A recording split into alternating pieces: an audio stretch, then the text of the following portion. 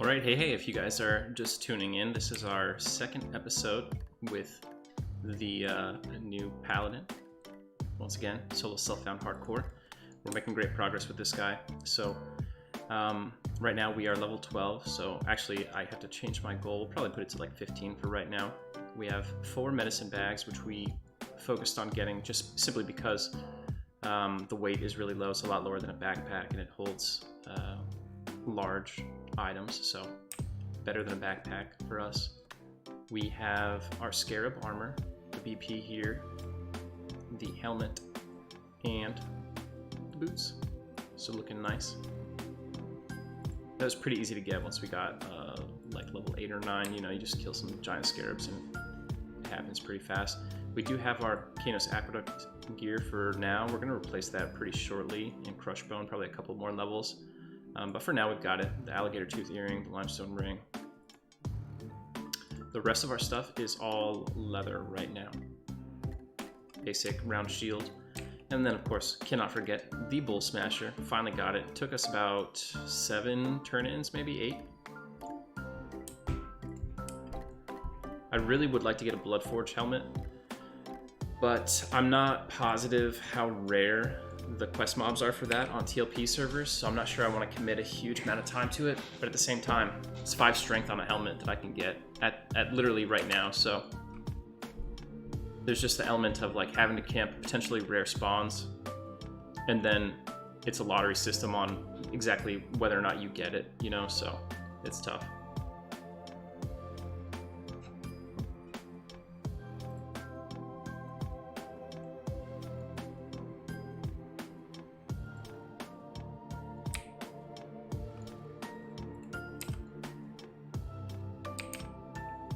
Yeah, we'll go turn in our, we have like 25-ish Null Fangs, I want to say. We'll go turn those in. Yeah, 25 exactly.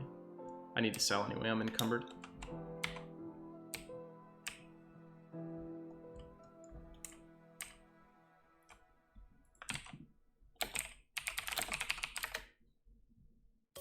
So the reason we stick to Black Burrow for these early levels on all of our melee SSF characters is basically because we want to farm for 2 items that drop in Black Burrow. The Rusty Spike shoulder pads, which are +5 strength, and the spiked collar, which is +3 strength. I mean, they're just really great for the level range. We don't deal with a lot of casters, so the negative MR from the shoulders are not really a big deal for us. And always pumping up the strength is great to boost our DPS a little bit, make sure more of those hits land on the max side, especially once we get over level 20 and we're using the Deepwater Harpoon with no damage cap on. We'll be able to really swing for the fences, as it were. I also need to pick up some spells. I need to get Lull, Cure Disease, and Light Healing now.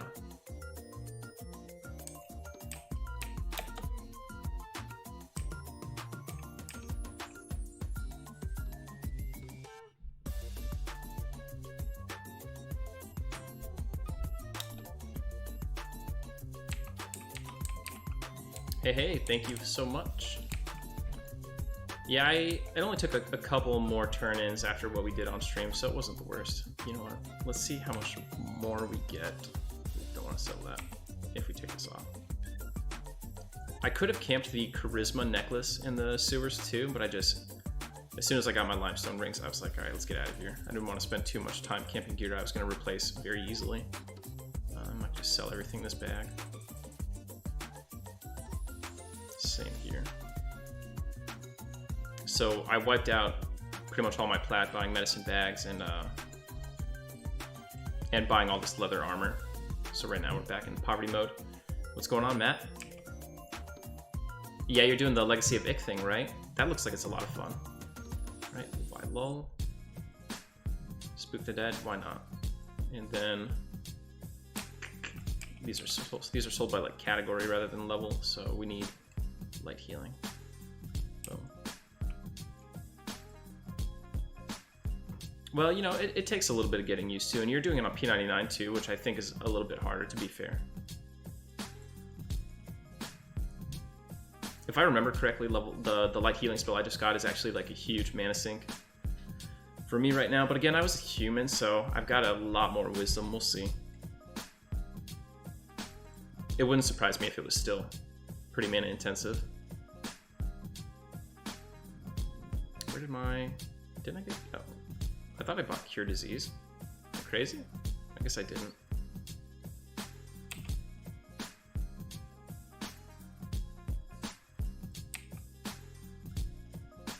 Didn't go.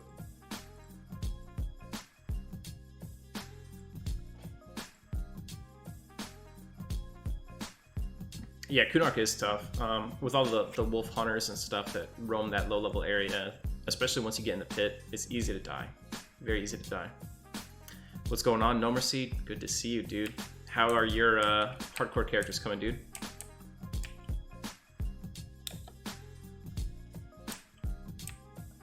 Oh, that's awesome. How long do you think it'll take you to complete the epic? Oh no, not dead. Are you making another one?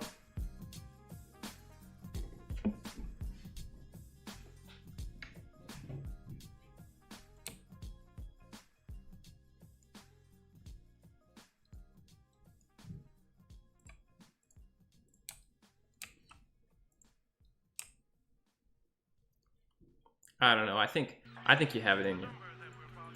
It just takes a little practice. You could be one of the chosen ones, the very small number of people who are able to say they went solo self-found 1 through 50 or 1 through 60 and never died a single time. You know, real talk though, ooh man, dwarves don't have those legs. The first levels are really the hardest part of the SSF runs, the hardcore runs. Once you get like 10, it helps a little bit. Once you get 20, you really open up a lot. Before that, it is the hardest period of time. Do I even have enough slots to turn these in? Yeah, I do.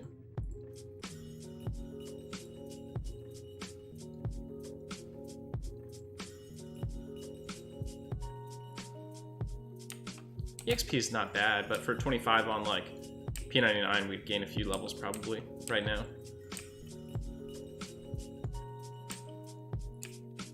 Now we're a little sketched because we have to make sure that we are not KOS suddenly to the corrupt guards.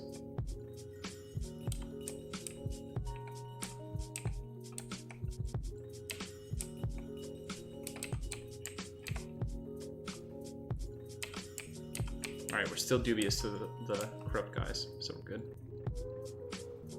Right? Dude, the dwarf jumps. The dwarven jumps are so good.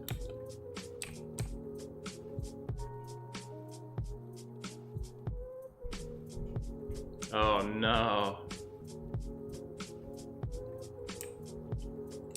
Hopefully everyone had a good Thanksgiving. So, Matt, do you eat spaghetti on Thanksgiving? Wait a second.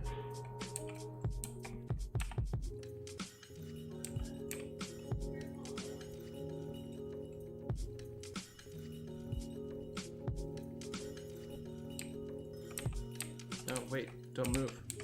Please.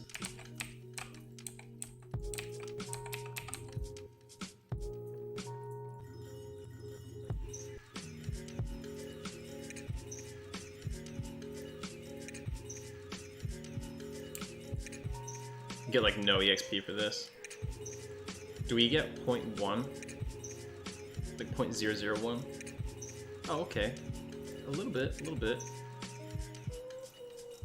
This is actually pretty good money though, because these black roast stouts sell for like a gold a piece.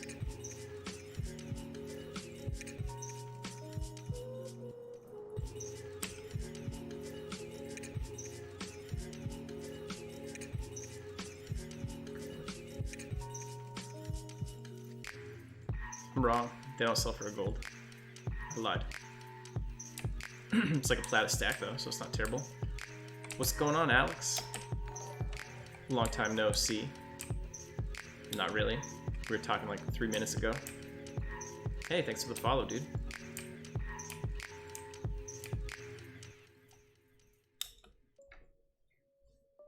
So Alexander, I don't know if you've ever tuned into any of my streams before, but I do the dumbest Everquest stream possible, probably. This is a solo, self-found hardcore Paladin.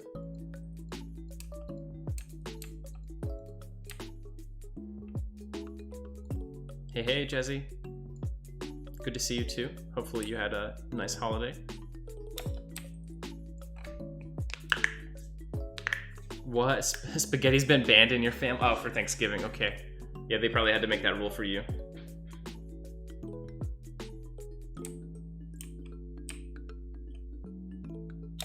So I think at this point, my money's gonna go towards saving for... Well, I'm gonna need a lot for bandages and like a small investment into food stocks, right? But after that, I could work on banded. I'm still probably not gonna do that though.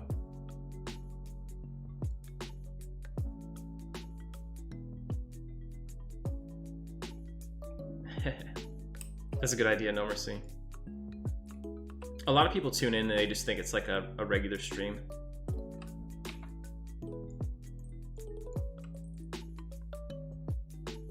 For some reason, a lot of Twitch viewers, I think, don't even like read the title. A lot of people jump in and the first thing they ask me is like, what server is this?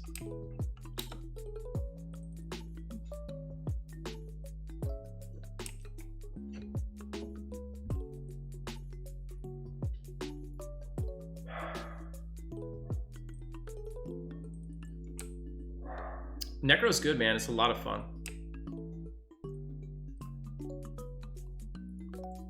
The only thing is you have to out-damage your pet on P99, or else it steals a really big chunk of the EXP, so that can get kind of annoying.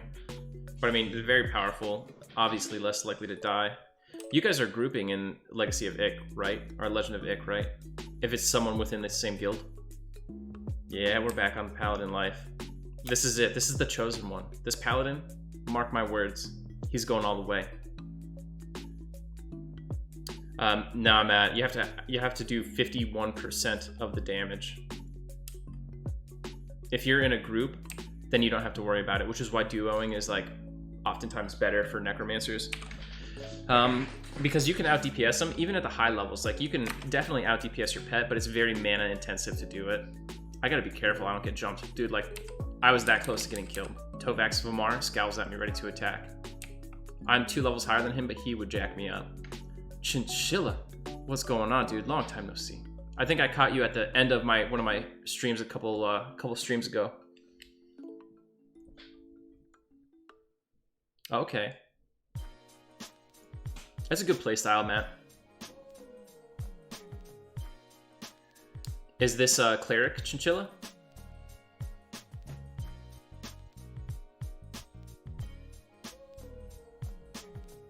You know, Silent, I'm just a ditcher, I guess. A lot of it is just like trying to find the right place for me given my playtime. There's the kind of Everquest I want to play, you know what I mean? Which is like that brutal, tough P99 or the Alcabor project, like raw, classic Everquest. And then there's the kind of Everquest I have time to enjoy, which is more like TLP. And that's pretty much where I'm at. Especially with the holidays, gonna have a little bit of less time, you know? So I'm just like, do we wanna see me spend like 3 weeks at level 20, or do we want to see a character that actually grows every stream? But it's a good question, Silent Wrath.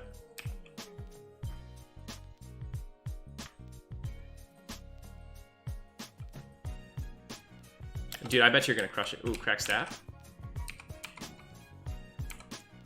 What was your leveling route like last time, Chinchilla?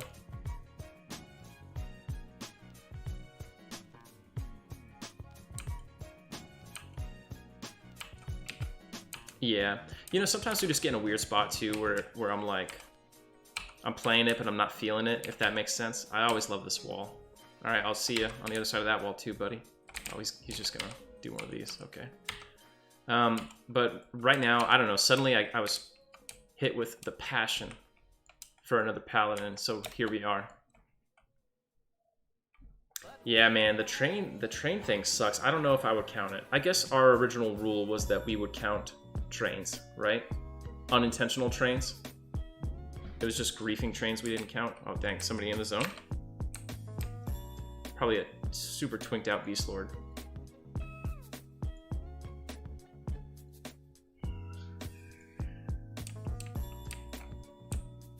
Yeah, Silent Wrath. A good question there for sure. Why is my stream schedule reduced? one big thing is that when I first started streaming EQ this year, I was in the middle of like lockdown for COVID, you know what I mean? So I kind of had infinite time on my hands. And the second big reason is that my wife and I had a child about 3.5 months ago. Obviously that takes like a huge amount of my time.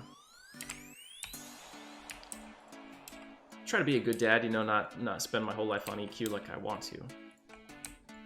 My wife and I made a deal. She lets me have the solo time 4 hours a week. And those 4 hours I spend Monday and Friday streaming. And like, you know, the rest of the time, like sometimes I can come down here and play a little bit with the daughter in tow. But, you know, playing with a little kid involves like a lot of like, maybe I'll kill 2 mobs and then I gotta stop and do something with her. And then we'll come back and play for a couple minutes. So it's not really conducive to streaming. Plus I wouldn't really want her on the stream like audibly or visually as much as possible. Man, that sucks, Chinchilla. That really sucks. Did you send that guy a tell and be like, hey dude, I know you didn't do it on purpose, but I just want you to know that you deleted like 70 days of my real life time just now?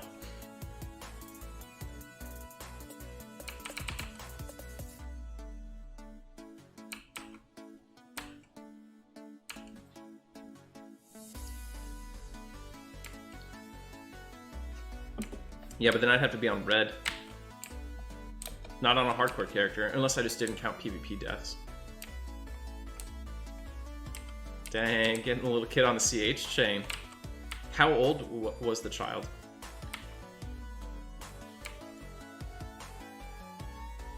Oh man, that really sucks.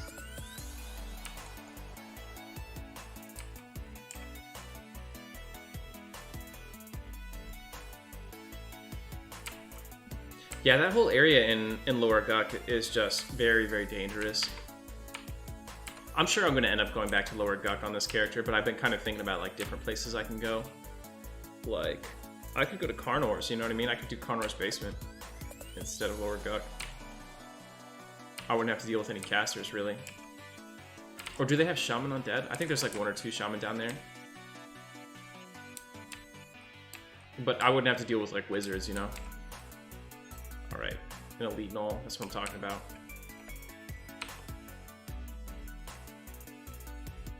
Man, that big light healing right there.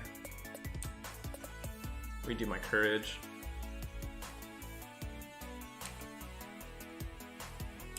Grays, these should all be gray. Jezzy, I will. Outside of like collecting specific items, I'll go for undeads as much as possible, or other exploity stuff like high keep and high pass are really good because I can fight 50% and then go to guards, and I'll get EXP on TLP servers if I do 51% of the damage. Okay, so this is an even con mob. Look how much I wreck face, mostly because of the Bull Smasher.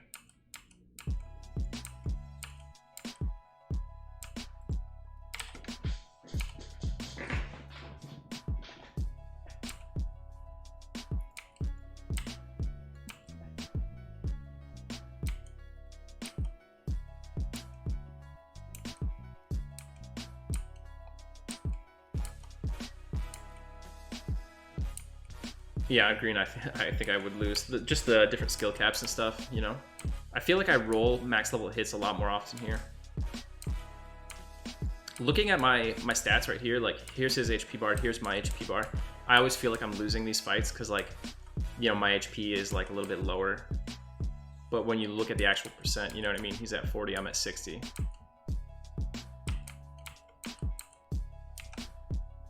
Yeah, because I do have a level 17 Pally. He's actually better geared than this on blue that we were doing the hardcore run on. I just didn't have time given the EXP rates. And it was a lot harder, for sure. Mobs that I would crush on TLP servers are a bit more challenging. Hard to put your finger on exactly what is causing it, you know what I mean?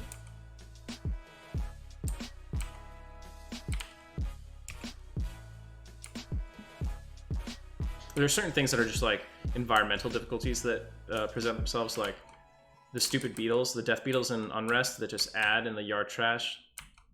it makes Unrest pretty much useless for a solo self-found character, because I just don't have the ability, like, even though they're green cons, so they're not really a threat, when I pull 1 blue and I get a blue and 3 greens, it beats me down. There's nothing I can do about it. It means I'm gonna have to spend my full health or mana bar, or I'm just gonna have to run right there.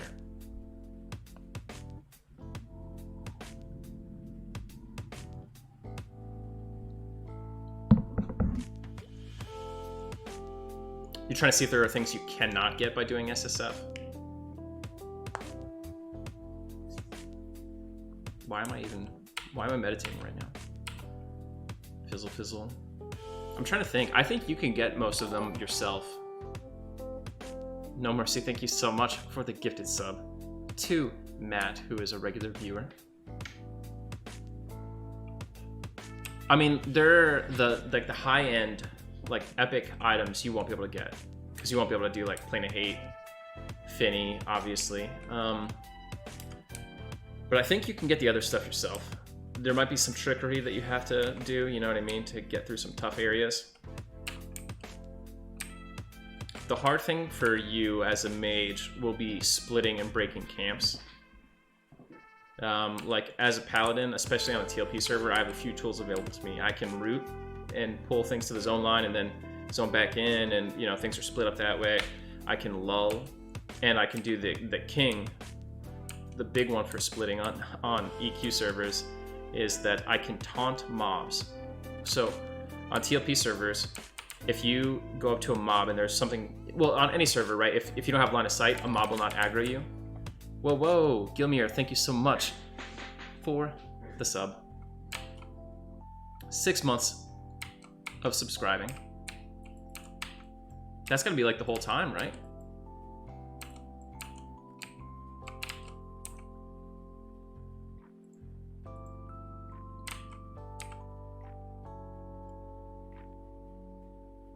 Pitten, hey, happy Thanksgiving, dude. Yeah, it's my first one. Hey, to be honest with you, this was actually my first Thanksgiving with family since 2015. No joke, because I was overseas for a couple of years, doing the Navy thing, and this was like my first one where I was back and I was actually with family for it.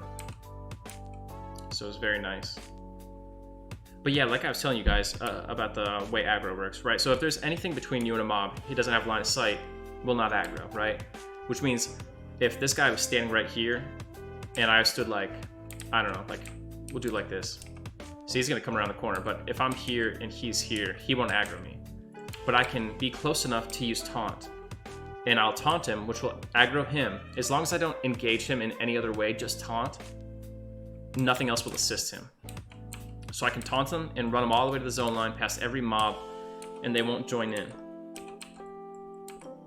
So I can split mobs that way, using like different kind of like Z-axis and wall cheese to pull things out solo. Especially if the mob is not KOS to me by default, then I can single pull mobs all over the place like crazy. So we'll go to places like Kara Isle.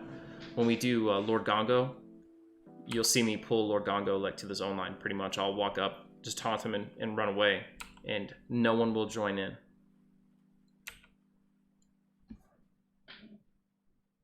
Oh yeah, this t-shirt is awesome.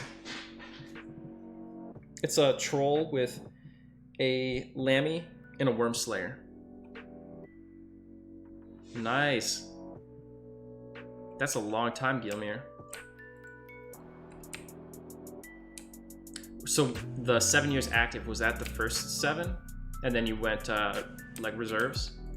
I know some reservists who like, you know, got tired of being in the reserves, wanted to try it full time and came in later, but they started as reservists. Oh hey, it's nothing, man. I get more out of it than the Navy does, probably.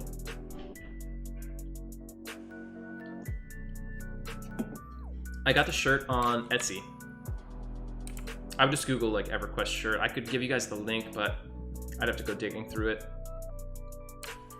Dude, the Worm Slayer is one of my favorite weapons. I wish I could get it, but there's just no chance I could solo. I could get it on an SSF run.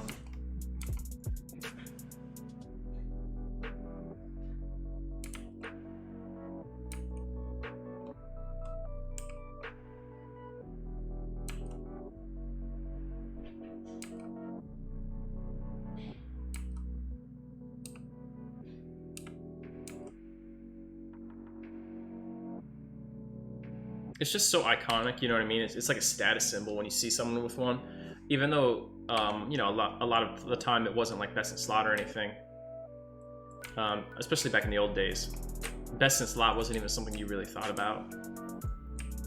Because 99.9% of people were not like raiding, weren't killing dragons and gods. So best in slot wasn't like within reach. No point discussing it. But Worm Slayers were always just such an iconic item. Okay, so this is perfect. I could probably taunt this guy down.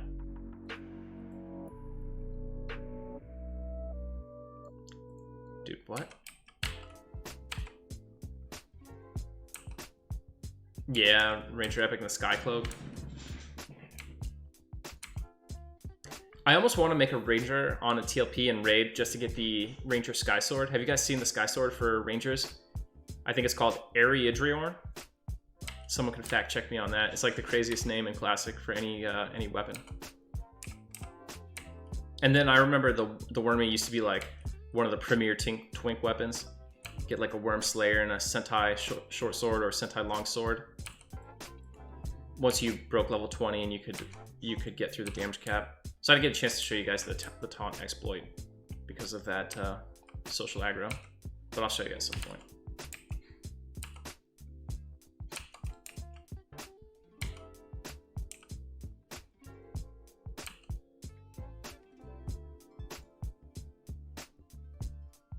Some of the Plane of Sky stuff is really cool. Unfortunately, a lot of it is useless on TLPs because like things that were ultra rare on real servers back in the day are like foregone conclusions on TLP. Like if you're in a guild, you're gonna get your epic, even though back in the day like nobody got their epic during Kunark.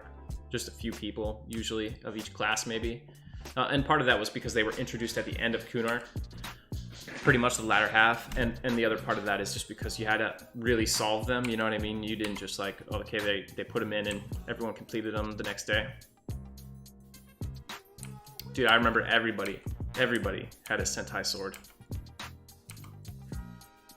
Another iconic weapon.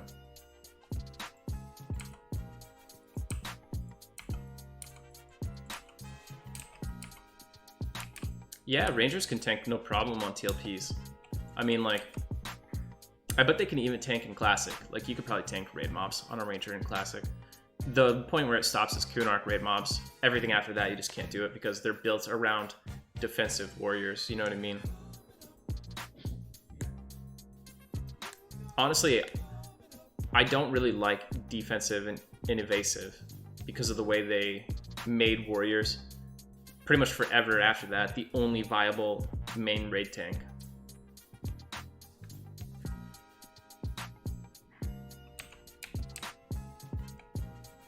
And like, you know, I know that Paladins and Shadow Knights are better in groups, but it's just such a small role to confine them to. Everyone will talk about off-tanking. Off-tanking is like not a super big deal. That's just like what we tell. It's what we tell Paladins to make them feel better. Yeah, man, you can off-tank. Get that Amygdalin Warrior, dude. You got him. Oh, you got your DA hammer and Luckland? Oh, you're the ramp tank, man. It's so important.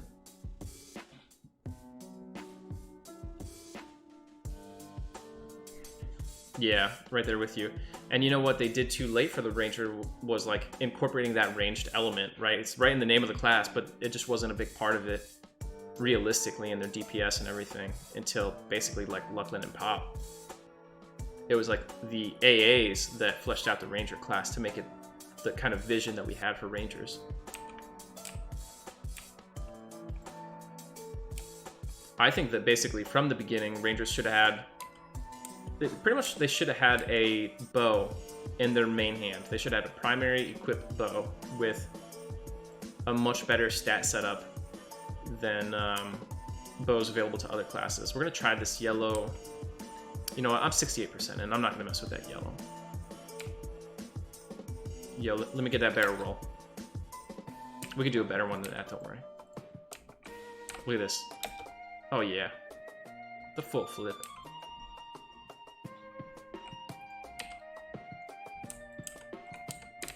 Feels bad, man. Greycon, level 5 null guard. What's happening here? Dude, I thought this Null was just gonna run down the hallway. Like, he's like, nah, I'm out.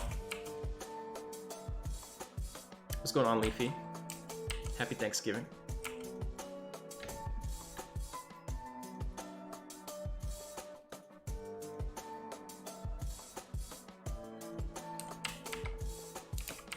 So I was talking to Zythan about this. Well, that guy actually he's gray to me. That's why he didn't add. It's really weird, but his level is 5 and these guys are level 7. They're like the top levels a Null can be, and he's the bottom level a Null Guardsman can be.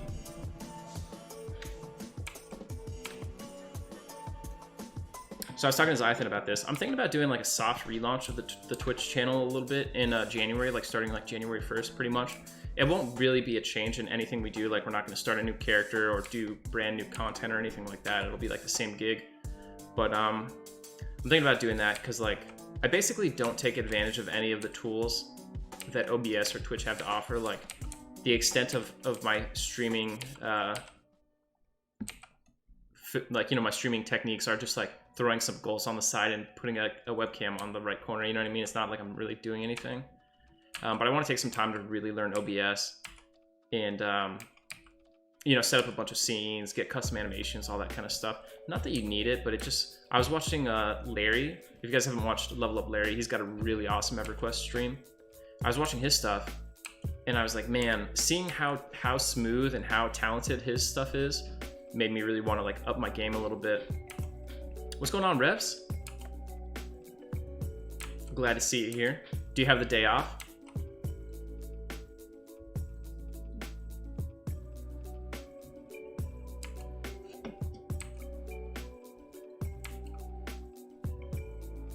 I know I had the day off. Before this, I spent my day like up on the roof, raking leaves off of it. We've got our neighbors have a big ass tree, pine tree, and it's always dumping pine needles on my roof. It drives me crazy.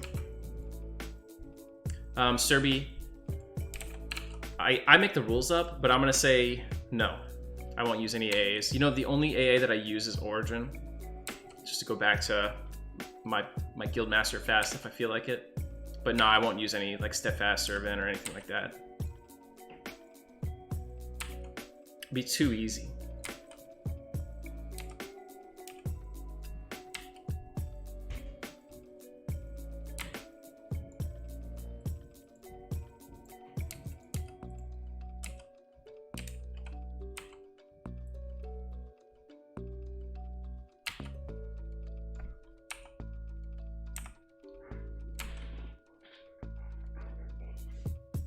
You know what's crazy? I think by level 13 on the original Paladin, I was already rocking some bandit armor.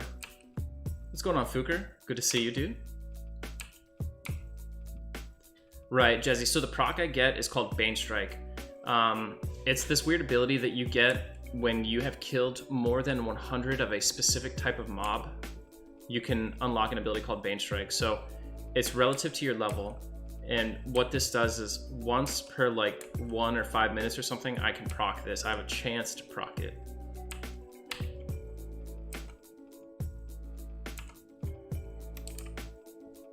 But the magic number is 100 kills.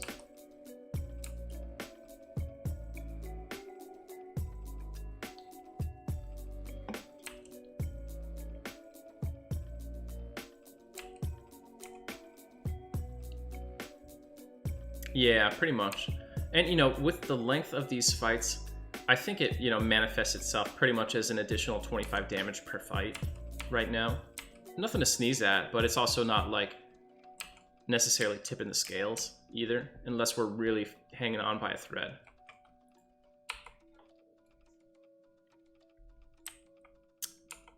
What was the reason behind Mangler? Yeah, Mangler is slightly faster EXP than... not than other servers, than the other progression servers. So if you went on any given live TLP server, or sorry, any live Everquest server, it would be much faster than this. The current tiers kind of progression server EXP are basically like servers before Gates of Discord are one group, and then servers between Gates of Discord and Secrets of Fadewar are another, and then after SOF, the servers pretty much hit live EXP rates. If we wanted to do like TLP but be purist, very purist about it, which is what I would like to do, but you know, time just isn't there, we could do Agnar, or we could do Eridune, or we could do Rizlona. Those are the only 3 servers right now that would fall in that category. Hey, Moldar, how's it going?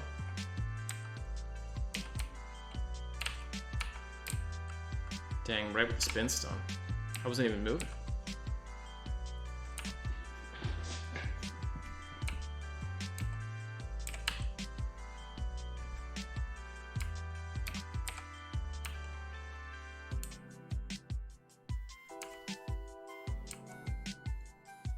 You know, I feel like it does cheapen the experience a little bit, but at the same time, I don't think I have a lot to prove when it comes to like heavy grinds.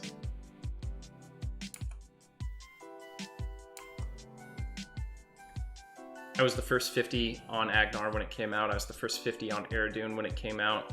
I was in the first full group to 50 on Cello, though the actual first 50 on the server was Kegadin, who was another group in our guild.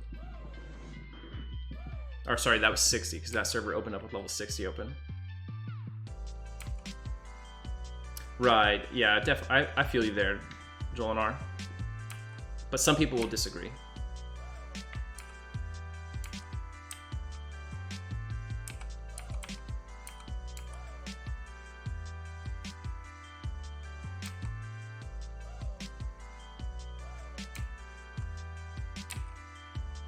One day in a couple of years, when I've got more time on my hands, we'll do like a P99 run.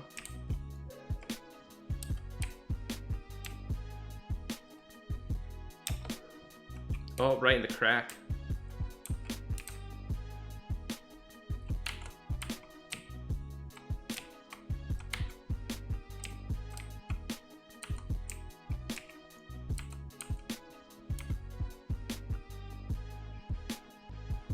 Yeah. Yeah, you know, it's interesting because Zeethel, I think most people who do that kind of leveling, like 1 to 115, I think is the max right now, right? They power level at this point. Like if you start a level 1 character on live, you're almost certainly getting power leveled or something. It'd be crazy to see how fast you could do it in a group 1 through 115. No PLs or outside assistance. Yeah, AK is in a really good spot with that. Just make sure you know, Fuker, that these guys are beating me up a little bit. The armor that you see on Alakazam when you look up those quests has been enhanced over time. So the stuff you're going to get on Alcabor is going to be a lot worse.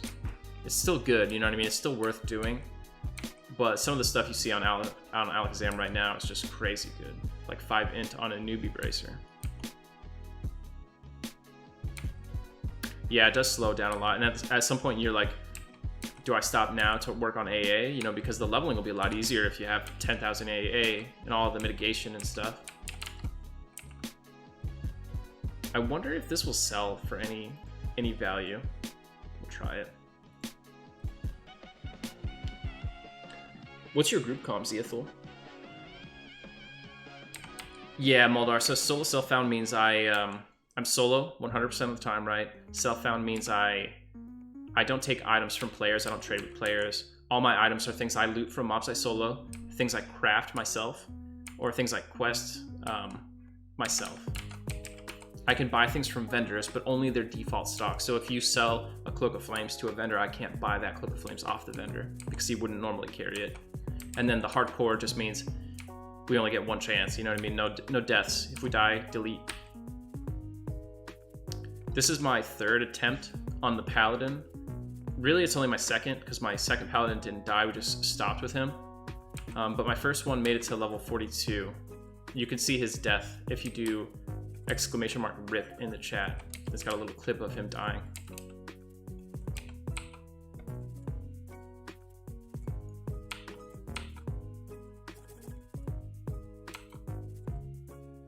Man, I came all the way back around here and I'm 1% away from leveling up.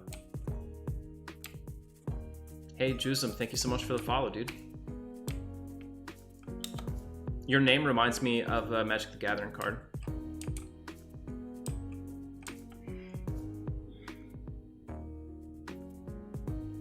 Is your name a play on like Juzum Jin?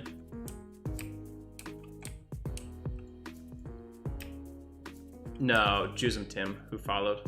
It is? That's awesome, dude. That's one of my favorite Magic cards.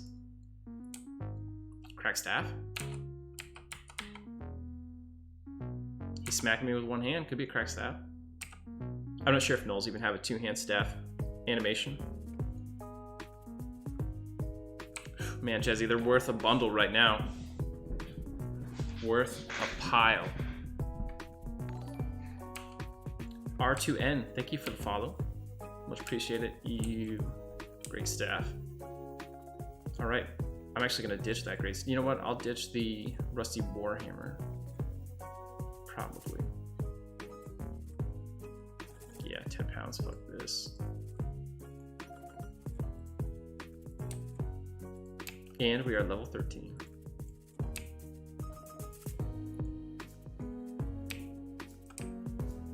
So I'm 13 right now, but I'm like an underpowered 13 because I don't have any skill ups yet. You know what I mean? I'm rocking the defense and offense and one-hand blunt skills of a level 12. Meditate a little bit here for a second.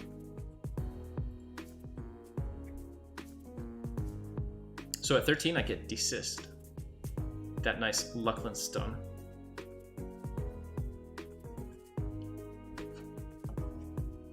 You guys know what next level is? It's a big one. Ward Undead. Only does 12 damage on TLP servers for some stupid reason.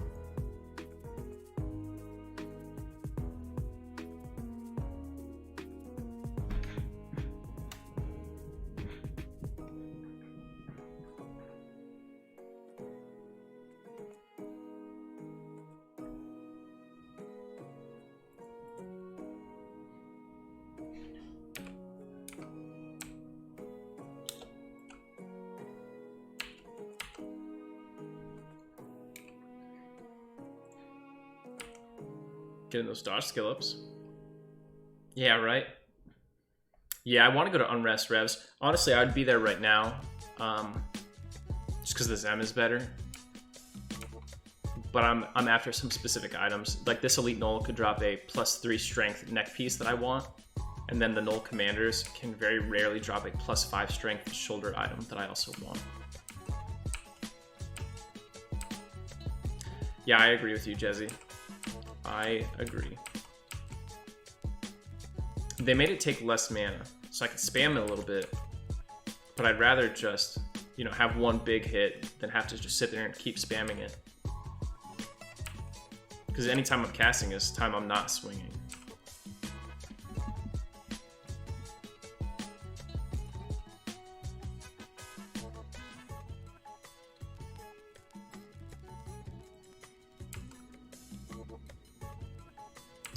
I want to say it's like 56 damage.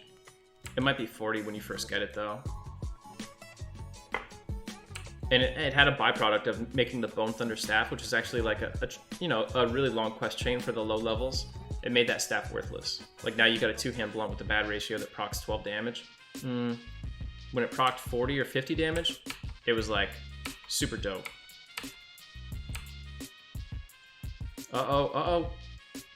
Yeah. Take one item off our list. I'll take these. All right.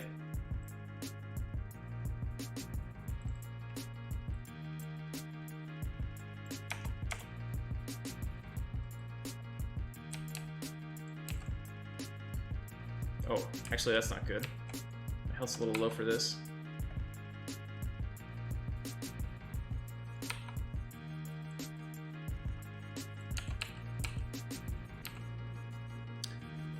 No, Moldar, for some reason, this one spell just got nerfed. Ward Undead. It was nerfed like years and years ago. It's on all servers. It's probably when they redid the level spread. Like, you know, you used to get spells every 4 or 5 levels, depending on your class, whether you were an Int or a Wisp caster. That's who's Courage here. They flattened that curve so that every level you get like 1 or 2 spells. And when they did that, I'm assuming what they did was they bumped Ward Undead down a few levels, and to keep the power balance correct for the cleric, they made Ward Undead do less damage, because Cleric probably gets it at like level 1, 2, 3, you know what I mean? It has a byproduct of making it totally worthless for a Paladin, pretty much. So on blue, is it the Bone Thunder Staff with the proc, or is it the one with the clicky charges? Because I think on green, when it first came out, it had the clicky charges, which makes it also kind of like suck. It's got like 2 charges of Ward Undead, and then you can go to one of the GMs, the Pally GMs, and like get it redone.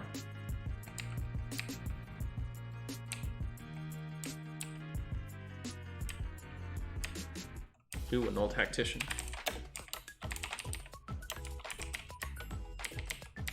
14.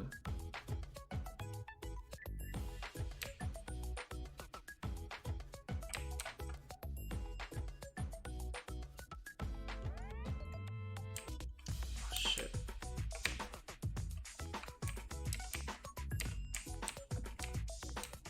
By the way, is the music too loud?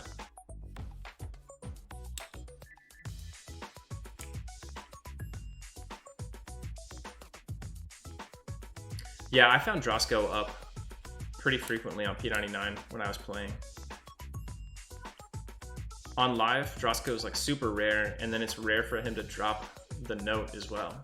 Or no, he always drops the note. It's rare for him to drop, this is gonna be pain. It's rare for him to drop the necklace.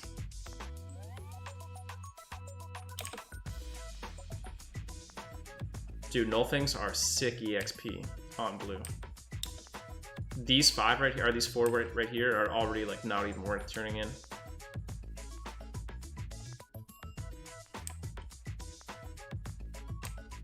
So what I did, on my first Paladin, I did do the Bone Thunder Staff.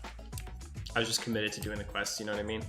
And what I did you had to do wolf form for Mammoth, right? That's what you're thinking of? So what I did was, I used an Invis potion with the item on my cursor, and I stood behind like a wall pretty much right next to Mammoth, and I just clicked it and got the turn in to work. Ran away with no aggro, but it was very sketch.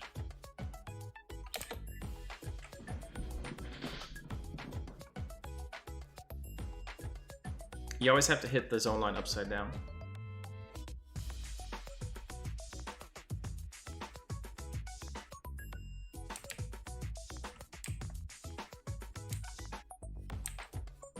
It's a little bit easier to farm the Rusty Spike shoulder pads at 15 because the Null commanders go up to level 15, you know what I mean? Like 13, there are going to be some occasional comms that'll be level 13, which means they're an even con to me, but they usually come with some backup. You know, there's like usually an elite or a shaman with them, so I can't take both.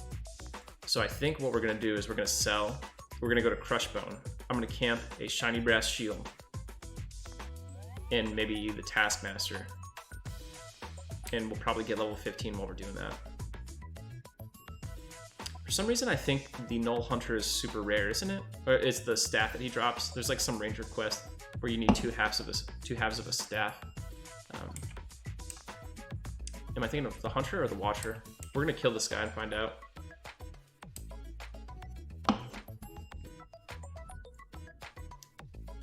Sorry, Guard Cheslin. It's gotta be this way.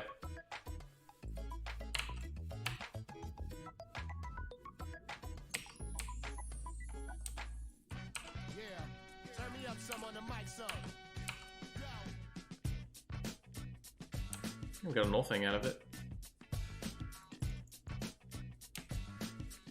It's so weird to see large cloth sleeves drop from a Null. Like, you never see cloth armor from them.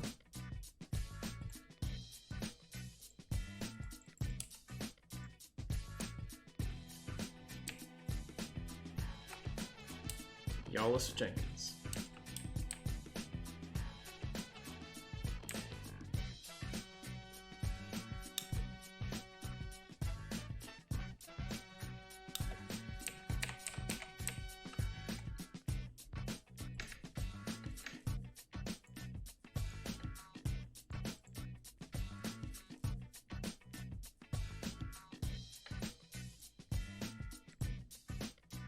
Hey, that was definitely worth looting. It's good.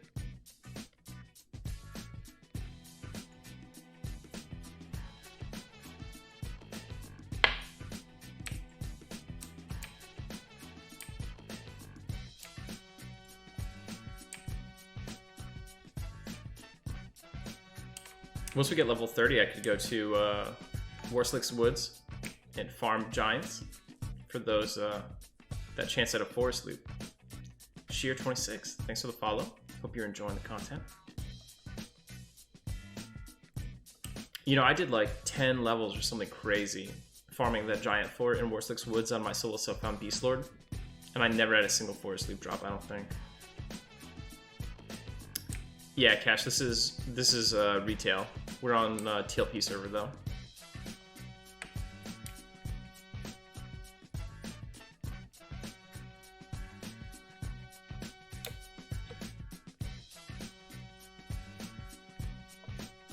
Yeah, it'll be slow. On the other Paladin, I was eventually able to kill like sand giants and stuff. Paladins get pretty powerful. We'll make level 15 the current goal.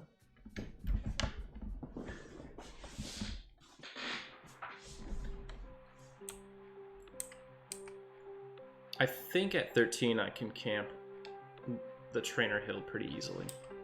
I forget if the trainer's like 11 or 15-ish. Which side of that he's on.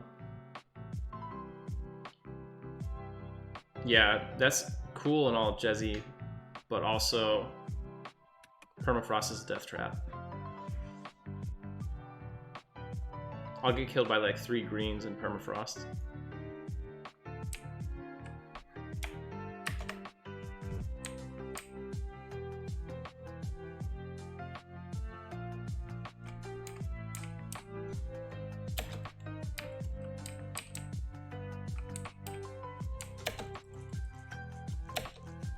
Didn't work. I used to have like a little chat thing. Yeah, there is revs, but it's the same exact stat lineup as it's the same stat lineup as Shiny Brass Shield. Same weight, same AC. It's a light source, and it's got MR.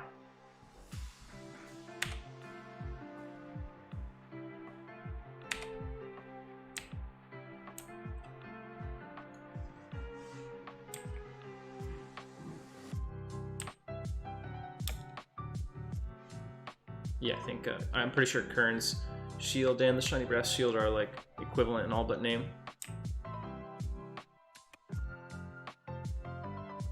Dwarves can't do the Shield of Knife, otherwise I might do that class. Either way, we're gonna replace it with a cracked Darkwood Shield probably, or a Charred Guardian Shield.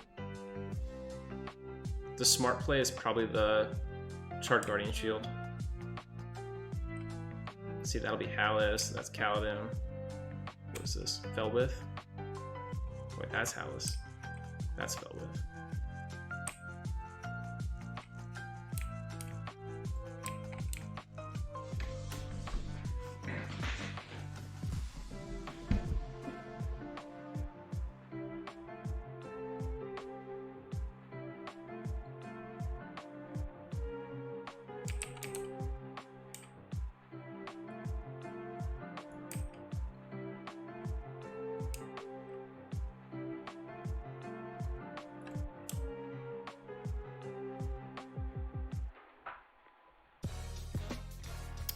Shield of Knife is one of the rare items that's a lot better on P99 than it is on Live.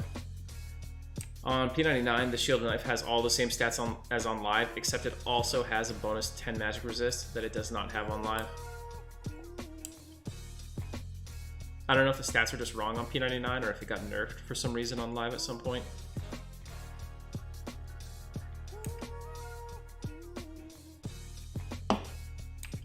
In the higher levels, magic resist becomes super important because casters are like the #1 thing that's going to kill us. Getting brooded, especially.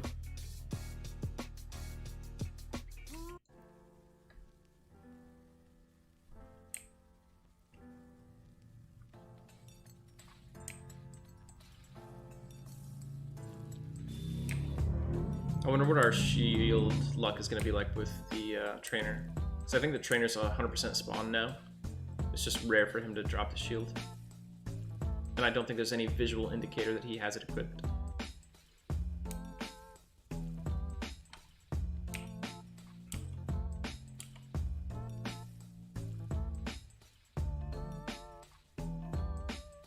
Yeah, City Mist has some sick loot.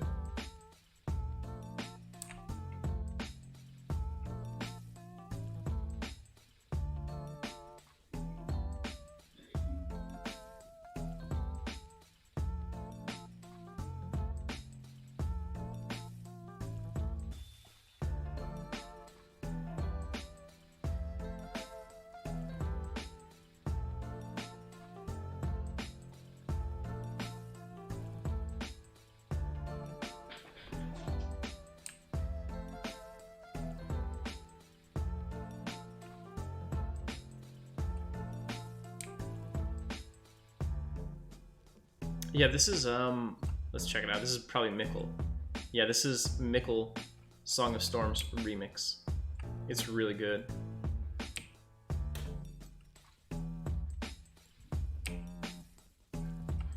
He's got a few really good Zelda remixes.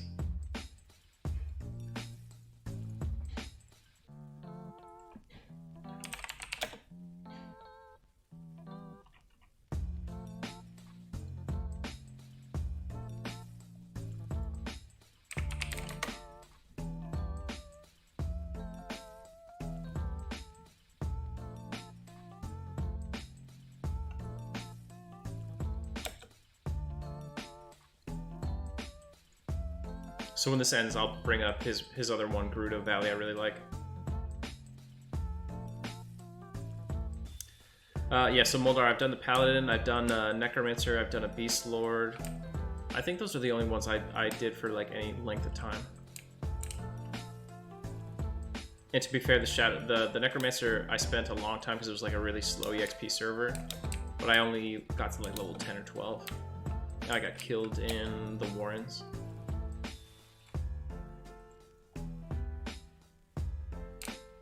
No, I never finished. I always die. The Paladin was the closest. The first Paladin, I died at level 42. Oh look, we came at the perfect level to do this. There we have some blues up here.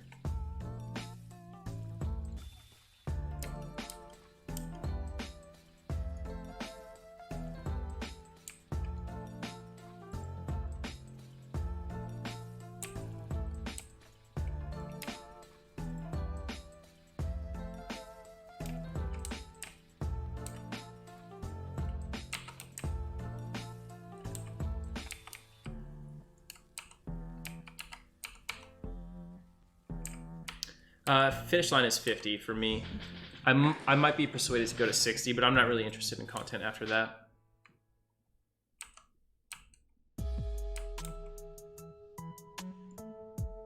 Alright, so let's listen to that Gerudo Valley remix.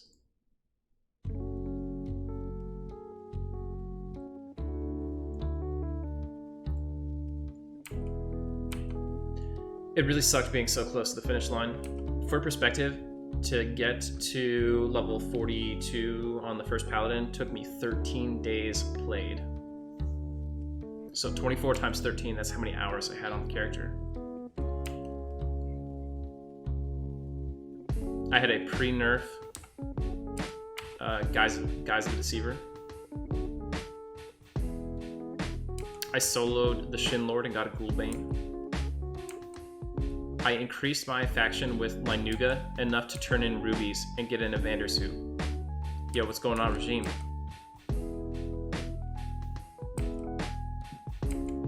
That's funny, Gnome.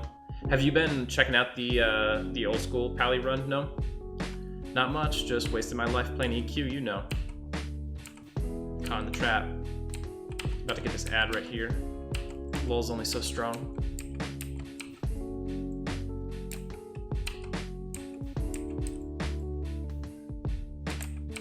Oh, okay. Well, it's a lot better than the Necromancer run, so don't worry. Rip, no loot.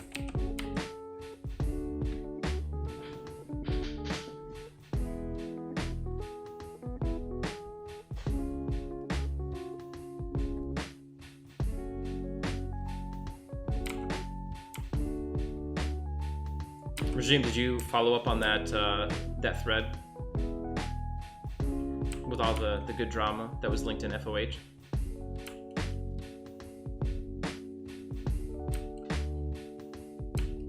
I think it's run its course.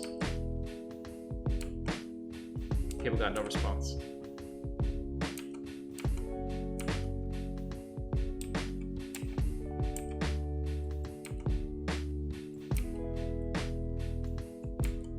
Dude, it's so weird. Like, who just lies? Like, who just straight up like lies like a little kid? You know what I mean? Such a weird thing to do.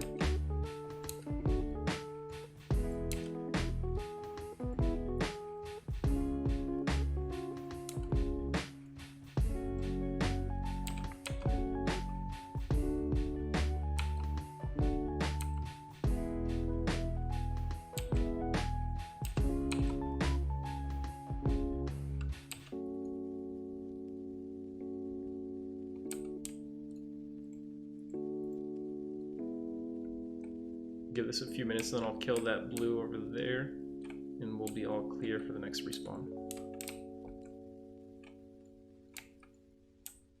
You know what, I should just kill him now so I can go do the Taskmaster in between.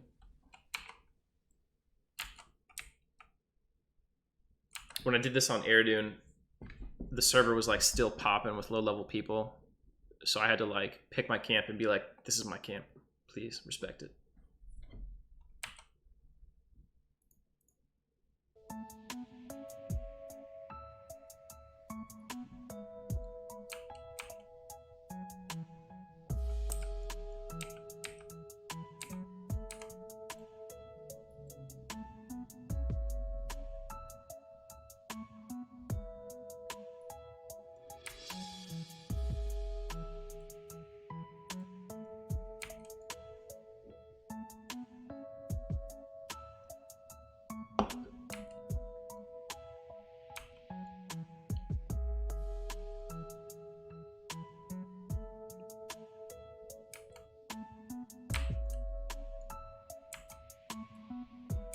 Regime, you gonna race to 50 with me on the next TLP server?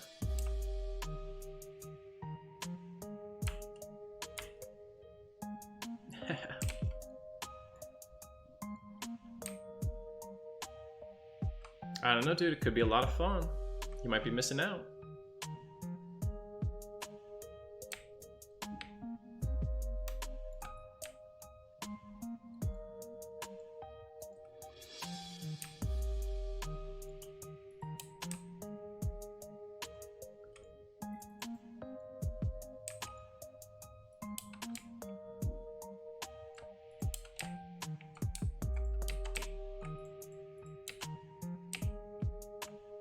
Should be able to...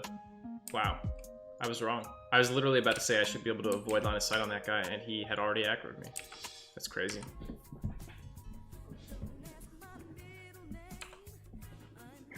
Yeah, people try to pick up like old drama and stuff too. Well, oh yeah, on P99. It would be cool if you could do a gnome on P99. I prefer that there be like more race class combinations than less, you know? I think that Barbarian should be able to be a Paladin. They were created by Errol Simar.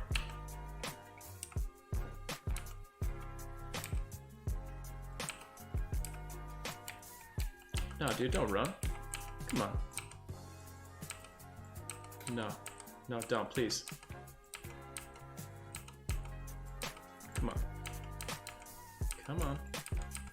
Just stop.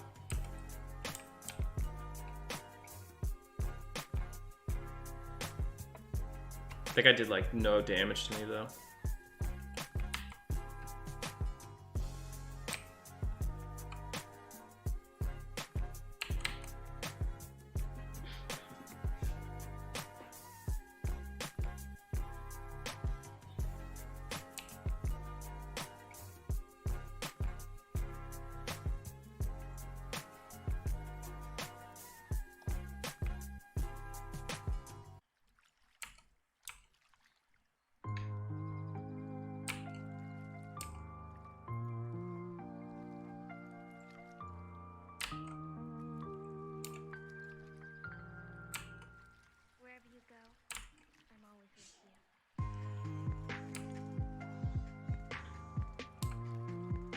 That's what I'm talking about, man.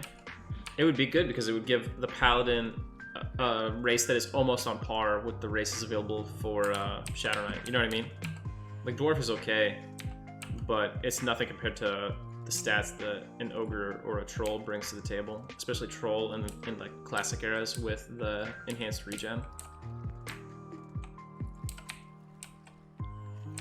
When I did this on P99, I never saw a single PH. It was just TM, TM, TM, TM.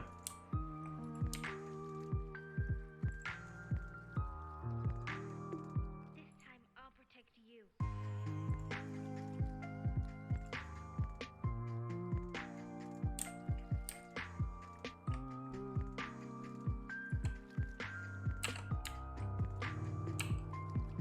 The other problem we can get is if we move this guy too much, Brennclog down here will put a DS on him. It's infuriating. Dude, Troll is also my favorite race. Super dope. What just happened? The elves, the elven slaves are healing this stupid orc.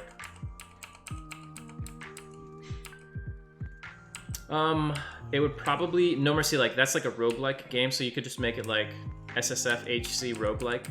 People get confused and think you're playing a rogue, but you know, that's like a roguelike game.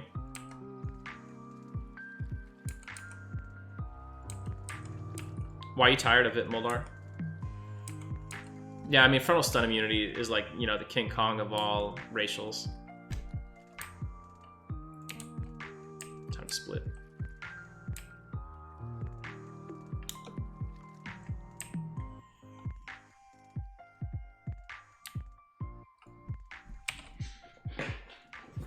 Also, I just think the idea of like, you know, the Barbarian Paladin would look pretty awesome.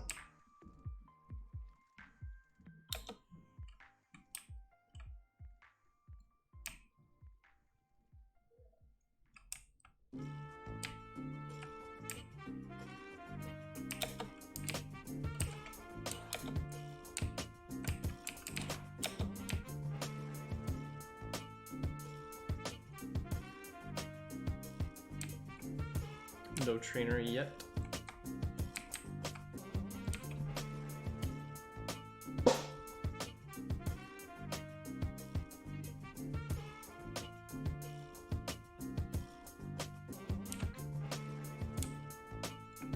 Hey, look at that, perfect timing.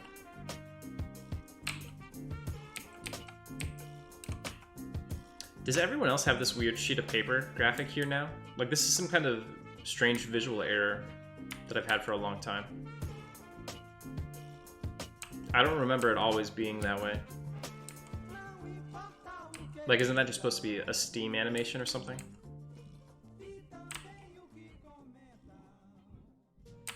Okay, I see that. It seems like every class on live has their time in the spotlight. Like, I remember when Shadow Knights swarmed, when Mages Beam kited, Bards lost Dirge. I guess the Necromancer's like that hot new one, right? After the dot consolidations they did at the high levels.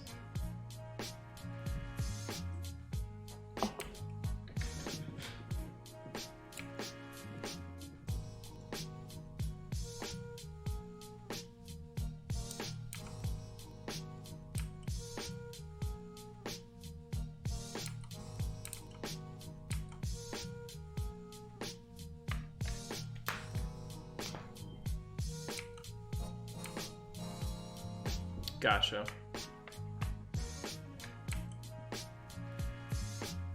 What you should do, Moldar, is roll a character on Cello instead, level up there, join Faceless, and hit live with them. They're like 3 months away from reaching live.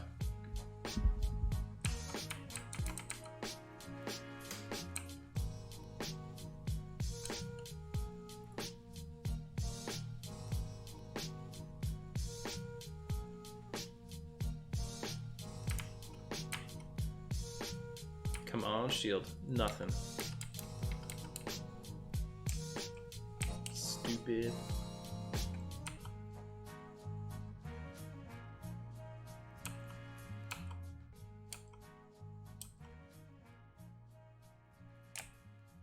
Yeah, they didn't do all of their spells. And they only did like the 70s and up.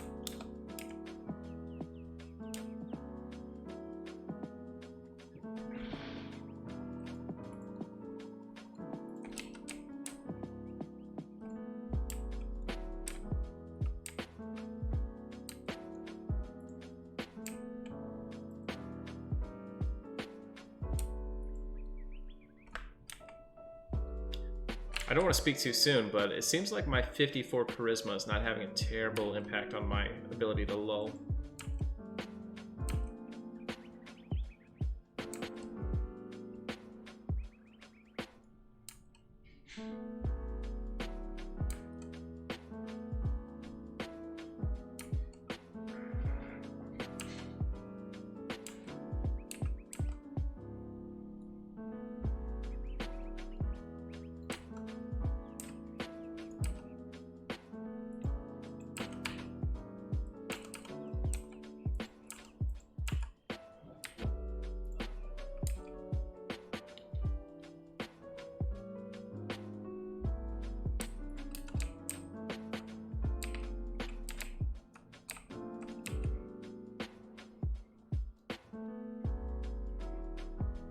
Do you want to go like the same role? Like, do you want to be a melee class or a range class, or do you want to change it up, be like a healer?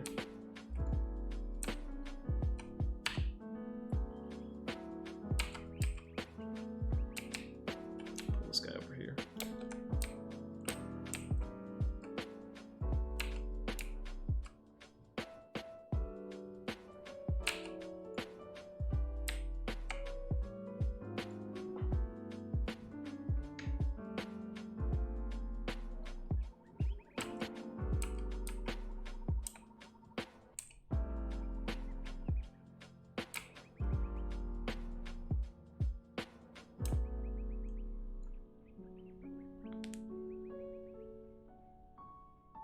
This EXP bonus is nice. I think what would they say, it was like a 75% EXP bonus for like the Thanksgiving holiday period.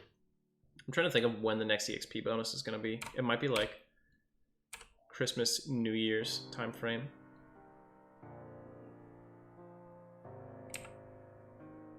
We want our next big EXP bonus period to hit around level 40. That's like the sweet spot, because 40 to 50 is going to suck.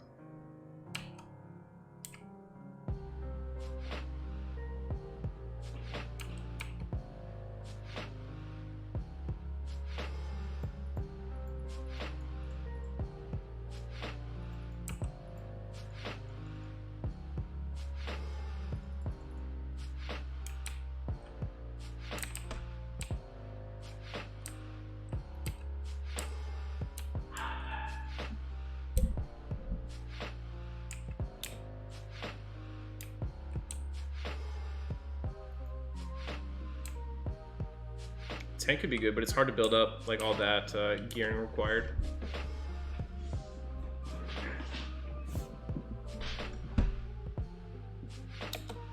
How are monks on live? I assume they're good, but I don't even know.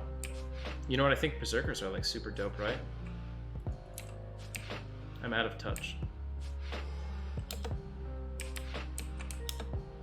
I've never really played a berserker. Yeah.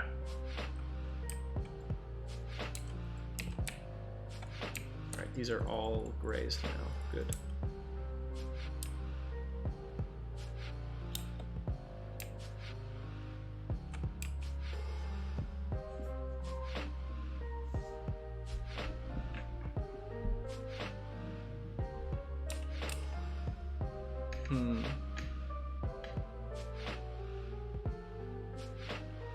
Soon-ish, we'll be able to do the Karen Toy, and we'll be able to do the Bracer of Eurydice for another big strength hit here. This will be some bonus agility. I think we need like at least 20 for both of those.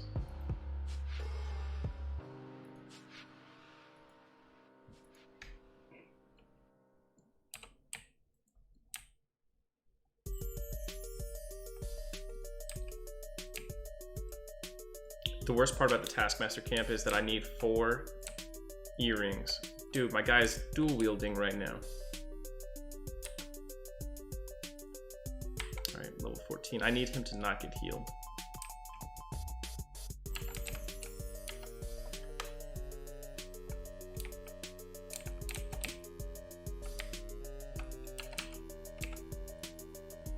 We're trying it. I have lay on hands, like, so I shouldn't die, but prefer not to use it if I can avoid it. It's gonna be tough, we could already tell. Like, I'm falling behind.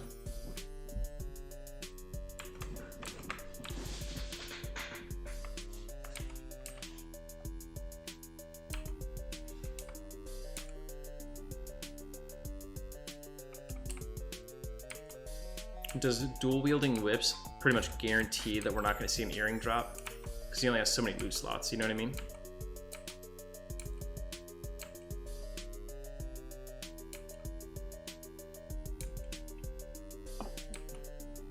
Yeah. Yeah, that's true. Like, the grind is basically what it's about.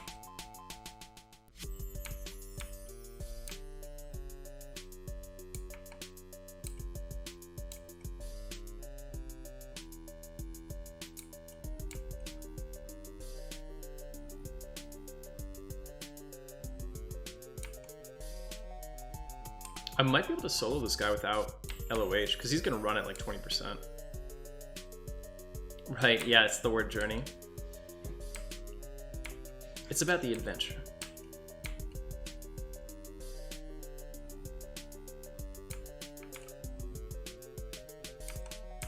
Alright, after our next yelp, we'll go ahead and do some healing.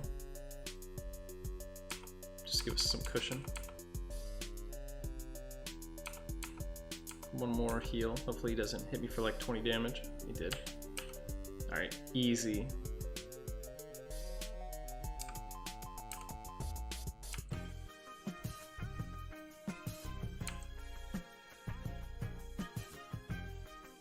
Oh, sauced. It is, oh man, that was a look at that round, dude. 50 damage. This guy's trying to kill me right now. So solo self found hardcore. Hardcore means if I die, we delete the character. He's over. Solo self found just means I solo 1 through 50. No groups at all. I can't. The self found means I can't trade with players. All items I acquire must. This is gonna be a real big problem when he runs over to that legionnaire because he's getting healed. It's gonna be a real big problem. Thank God he went left. Solo self found means I won't trade with anyone, right? I can't sell or buy with other players. I can't pick up items dropped off the ground by other players. What a pile of loot that is. And we got our brass earring. That's awesome.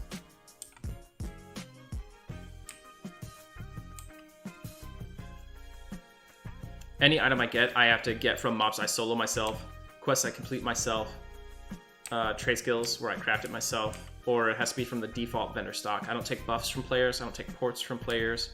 Basically no outside player help at all.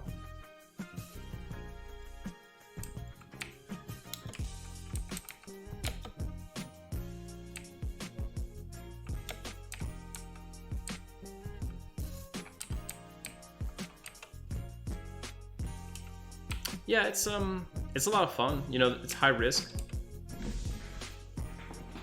but I enjoy it.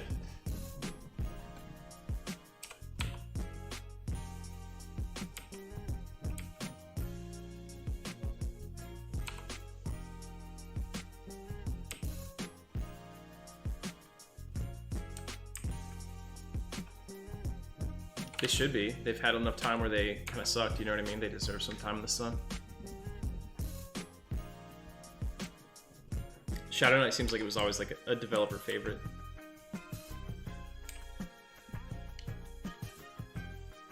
Yeah, it's a big heal.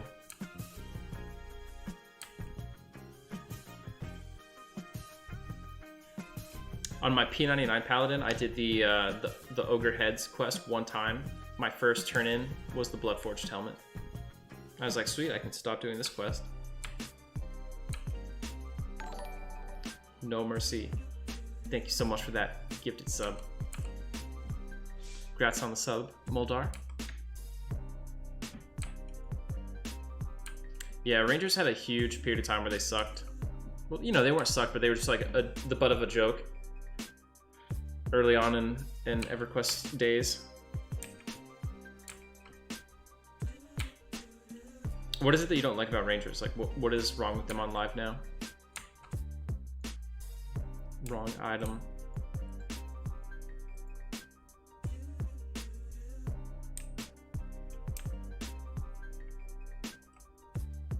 Flint's like, no, they really did suck. We don't have to be nice about it.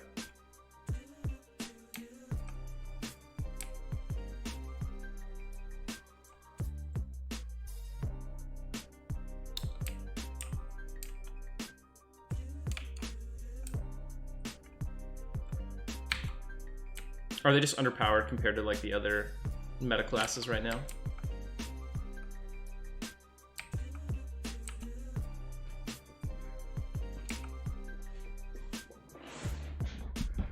Rip.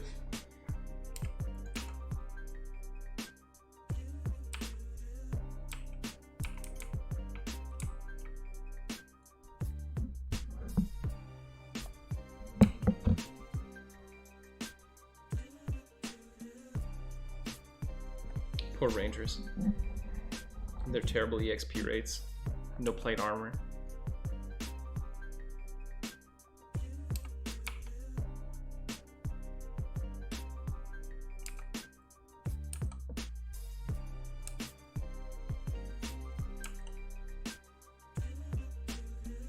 It's like they got the first half of Ranger right. Like, they should be a little bit more lightly armored than like a Warrior or Paladin or Shadow Knight, right? Because they were supposed to be like not up in the front fighting, but like in the back shooting arrows. But then they didn't give them the range capability, so they still had to be up in the front.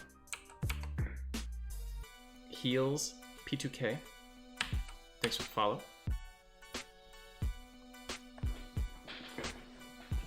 So pretty soon, maybe like whenever we're done with this character, maybe like January, February time frame, we might start practicing, doing practice runs 1 through 50 in a static group for the next TLP server. That'll be fun.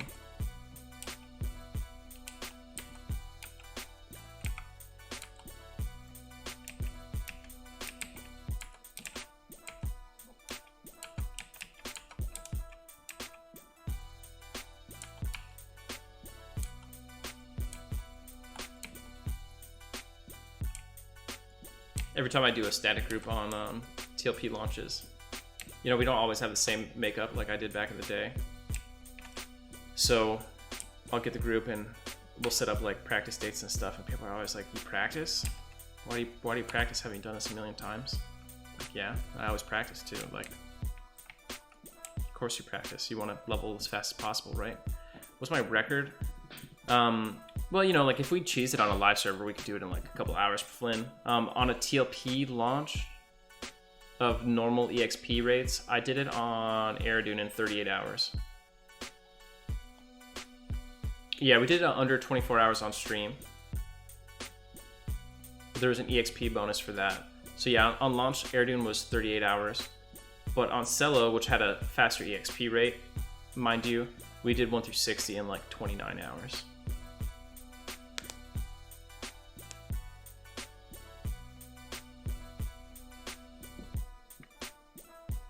Nah, we don't do raids. It's just a 6-man. Or if one of your friends is stuck in the queue, it's like a 5-man half the time, it feels like. Oh, Courage only has 35 seconds.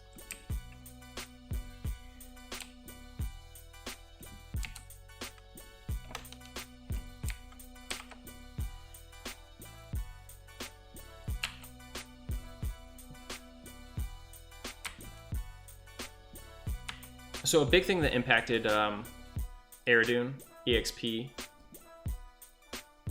is that they gave a buff right before Aerodune. Basically, they buffed the group EXP bonus, which resulted in a net 15% raw EXP increase across the board. So like, you know, your time from 1 to 50 should be 15% faster if all things are the same. I want to say that my group is a little bit faster, you know, a little bit better on Aerodune than we were on Agnar. Agnar, it was like 20 hours slower than that, or something around that range. So definitely more than a 15% gain. But our class comp was a little different. Our goals were a little different. We actually, on Agnar, we stopped in the middle of the grind to go kill Finny. Like, we killed Finny at level 46. We didn't even wait until 50. And then we came back and finished leveling.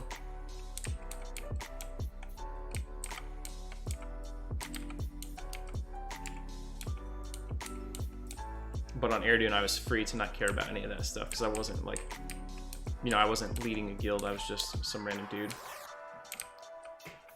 I do have one level 1 through 50 run on YouTube, No Mercy, but not the original, like the launch races. I've never done any races on video before because people are competing, you know, to be first sometimes. And if they know who you are or what you're doing, you increase your odds of being trained. So like the name of the game here is like on every TLP launch, back off, dude. On every TLP launch, when there's a new server coming out, you know, we'll get a group together. Don't tell anyone who's in your static group, and then you make fake names, right? It's all OPSEC, and you level up totally incognito. And then at level 49, you change your name to your real name.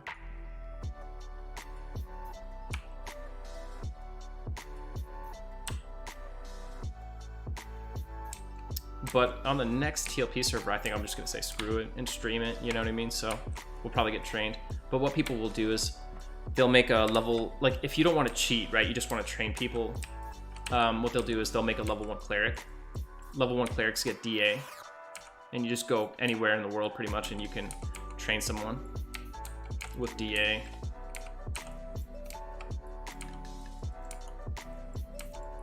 And if there's 2 groups racing and one group has a box that's bombing the other group, you know what I mean? The group getting trained is usually going to lose. So you have to try to be under the radar as much as possible. But the community is becoming so close-knit. You know, like all the people who level really fast tend to know each other. People will figure you out at this point.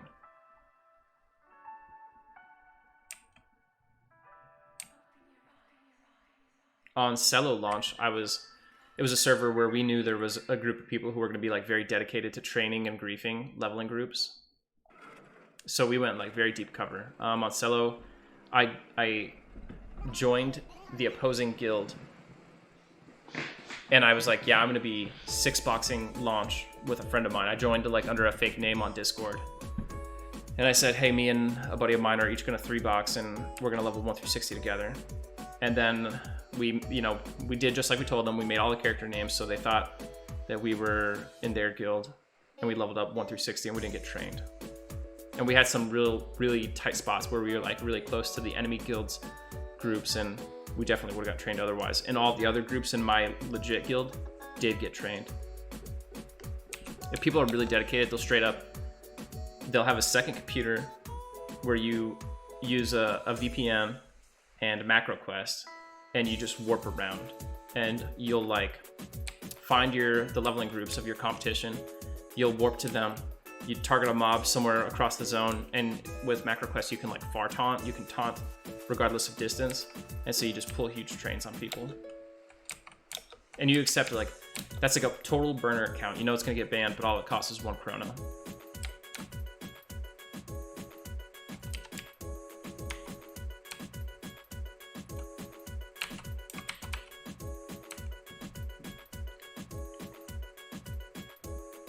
Another thing is like, you have to make sure that you trust everyone in your static groups. Like, I generally don't have any problems with that, right? Because I have a lot of friends that I group with. But if you group with if you open your group up and you say, hey, like my group is looking for a cleric, or my group is looking for a tank, you know what I mean? You open it up. People who apply could be people who are attempting to bomb your group. Basically, like they'll pretend to be in your static, and then on launch day they just won't show up. So you're down a member, or even worse, they'll show up just for a couple hours, play poorly while they're like boxing that character in your group for a couple hours, and then when you're like level 10, then they just disconnect and never come back, and now you're 10 levels in and you don't have someone in your group, and it's super hard to, you can't suddenly recruit someone like, hey, looking for someone around level 10 who is going to be up for the next 40 hours, you know what I mean? So someone can just take you completely out of the race like that. Yeah, what kind of comps did we have? So we did Lockjaw, and our group was 5 mages and one cleric. Then we killed the dragons and everything and went to sleep. We did Agnar. My group was cleric, enchanter, shadow knight, mage, necromancer. And then on Cello, my group comp was cleric, enchanter, necro, mage, monk. Hey, what's going on, Aslan? Good to see you, dude. Long time. And then on Eridune, we had like the ultimate kind of min-max push, and it was just cleric, enchanter, mage, necromancer.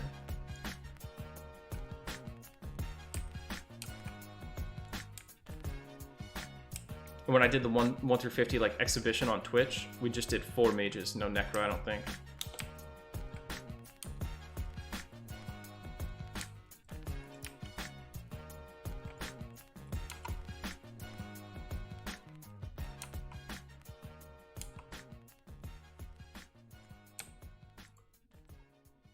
The reason we chose Monk's kind of like an outlier in that group comp lineup, is because we parsed out on Cello. So Cello, we were doing 1 through 60 instead of 1 through 50.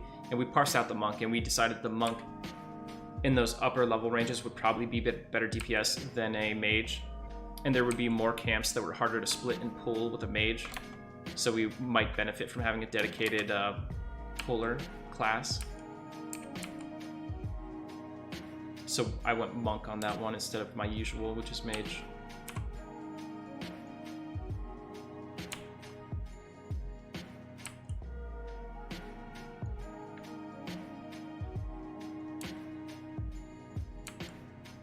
What's going on, P Sharky? But yeah, like on a TLP launch, you spend almost half of your grind time in those like last 10, 15 levels. So if something is better DPS in the last section of the grind, it's actually worth carrying it potentially just to improve your final area score. The only other critical time is like right in the beginning. Like everyone starts out at level 1, right? And you're all trying to kill the same shit. You need to be able to break out of the curve, which means your group has to be really fast right at the beginning too. Otherwise you just get buried in the curve, you know what I mean? If you're trying to split all your camps with some other competitive groups, you'll just lose. Because whichever group is out there and it's not fighting for their mobs, is just getting them free, they're gonna outlevel you. Yeah, we should all be necromancers. We could, but we'd all lose. So the key, like, you know, you need the mages, you need the enchanters, you need the mages. And in fact, the necromancer was kind of just like a big fail for us on Eridu launch. Now the necro player, great player, but the Q and the stuff on Eridu launch was really bad. So our group was having an issue where every time we zoned, there was like a chance that one of us would crash, which meant that we did not ever go to lower Guck. Like basically you get the necromancer in your group because you're gonna go to lower Guck, and once you're in lower Guck, the necromancer is a second enchanter. They just charm a mob and they're incredible DPS. Let's go. But we didn't go to lower Guck at all because it was like 5 zone lines, and each one increased our odds of someone crashing and then the group falling apart. Yeah, they have pets too, but their pets are worse than mages. And a lot of their spell DPS is damage over time. And when you're doing a race to 50 with like a super optimized DPS group, you're blowing through mobs. You don't use dots at all, pretty much.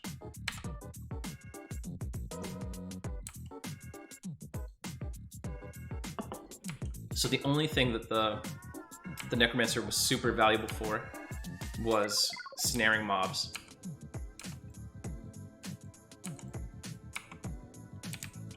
And unfortunately, the person who's playing the necro, who is a really good friend of mine, a very talented player, they're not a pooler, you know what I mean? So even though the necromancer does have a pooler's toolkit, it was still me, the mage, pulling everything. So I've done like, you know, 5 servers now where 1 through 60 or 1 through 50 I'm pulling. So I've learned how to split all these camps as a mage.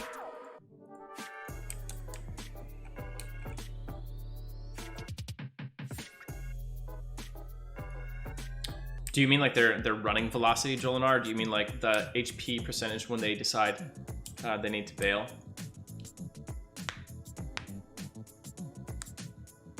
Yeah.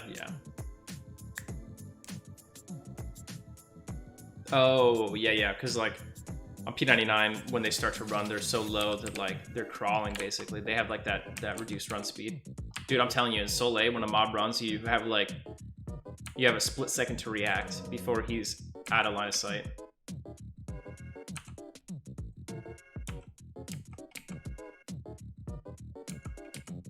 So our group went to Soleil on the last TLP launch. We went there at level 14. If you've never done a level 14 solo sec A group, it's very sketch. But we had done a few practice sessions and we found that 14 was the lowest level we could do Soleil. You can't do it any lower really. And you could do, you know, obviously you could stay somewhere else later and go there when it's easier, but we wanted to get into Soleil as early as possible. Because like, it's just like bedroom and lower Guck. If you guys have ever done a race on TLPs, it used to be the Guck was the meta of like 1 through 50 almost. And whichever group got bedroom first would tend to win the race. Because if my group's in bedroom and your group is like 1 level behind me or maybe even the same level as me and you show up and I'm holding bedroom down, you're kind of screwed. You can run past me and try to take like assassin supplier or something, but there's a pretty good chance that you can't hold that camp at the same level, and it's going to be super slow, worse EXP, or you're just going to wipe. So there are certain key bottleneck camps that you have to try to get first. By the way, No Mercy, thank you again for the gifted sub. You're crazy with all this generosity, dude. A good person to get it to, P Sharky. I love watching you grind on that bard, P.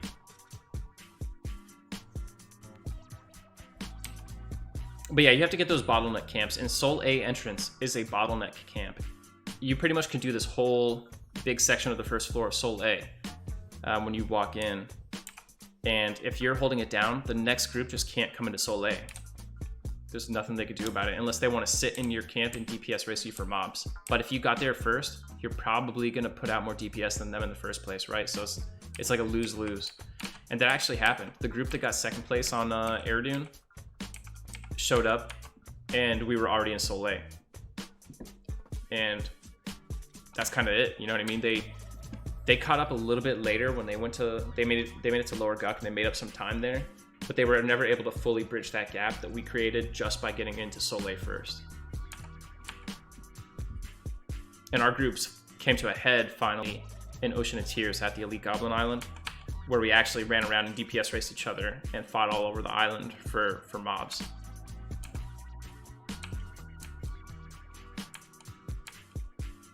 Fortunately, we were like 1 or 2 levels ahead of them.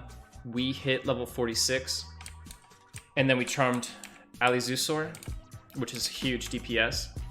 And at that point, they saw us charm. I think they were hoping that we didn't have a lore, which is what you need to reliably charm him. When we charmed him with a lore, they bailed out and went somewhere else that was not as good. And so it was over, you know.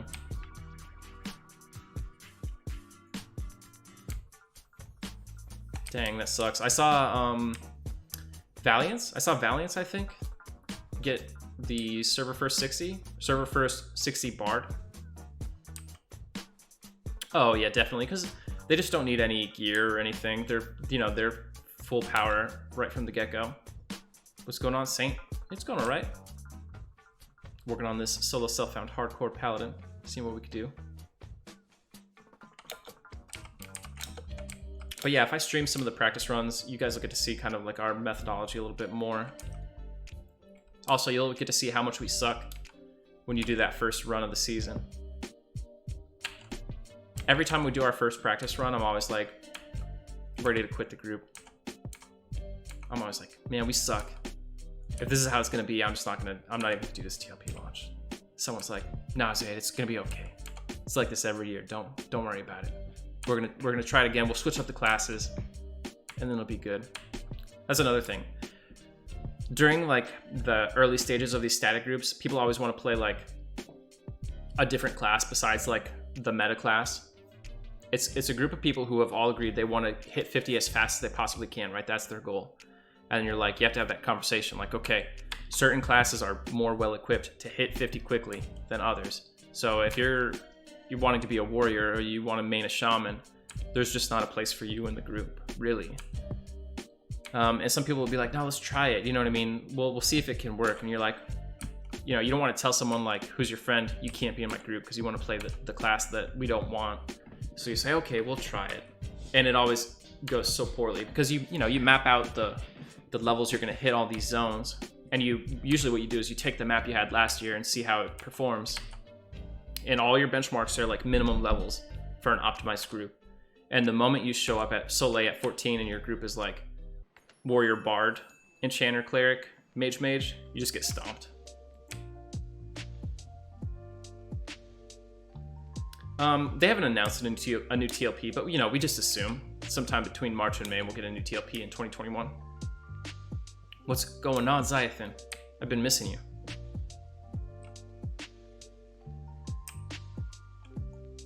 Yeah, I always tell people we'll try it. The big classes that I get people wanting to play that are outside the meta are like bards. People always want to convince me that we could make a bard work in monks. People are always like, dude, I could just make a monk. He'll be in Freeport. I'll run over. It'll only take me 5 minutes to get to the group. And then I could pull and my DPS won't be bad. I'm like, all right, we'll try it. We'll parse it out.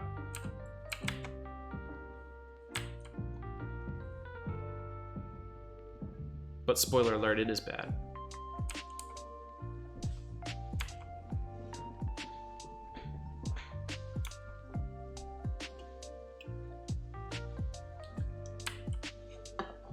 Yeah. So Zaide, we've been talking about kind of like the meta for racing 1 through 50 on TLPs. I'm talking about doing some practice runs when they announce like rule sets, or if we get closer, like maybe like January, late January, February timeframe. Because I already have some people lined up for a static group. Right. You know, at 50, the monk will out DPS the mage. But there's just so much time between there where the mage is better. And here's the other thing the mage has. I can throw a pet at something, and if my pet dies, when my pet's at 20%, I could be summoning a new pet. The cleric doesn't have to heal the mage pet. You know what I mean? But if the monk is getting beat down, is a huge problem.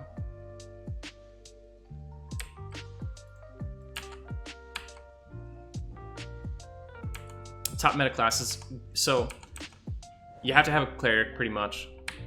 You need an enchanter, and then the rest would be like mages, or depending on your route. If you're gonna do unrest and lower guck, I would do like 1 necromancer minimum for sure, maybe even 2.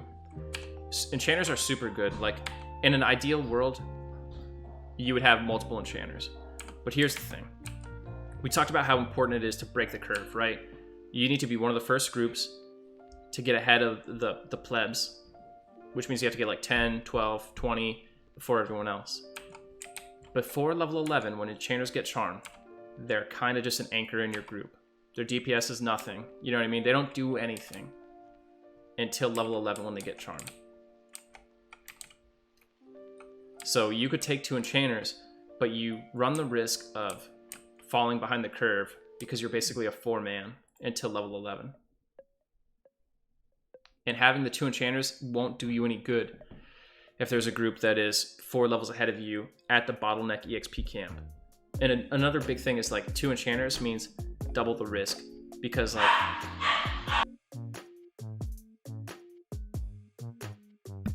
all right, sorry, my dogs were barking. If you have 2 enchanters, at some point during the grind, both of your charms will break at the same time. If you're double charming the whole time, it's a guarantee you're gonna have a double break. And it's gonna happen when the cleric's out of mana.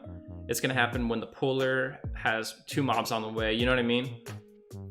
And your group is gonna wipe. So every enchanter you add increases the odds of a group wipe. The enchanter is also that dude who like pretty much can't AFK. It's admittedly like the hardest class to play.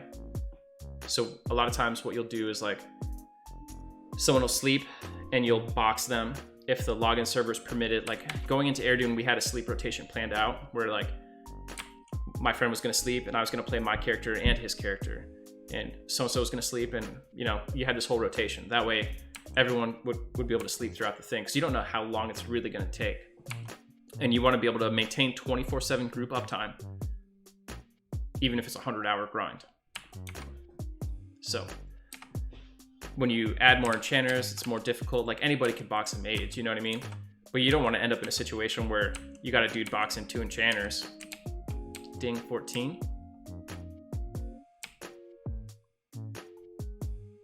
But they are so sick after getting charm.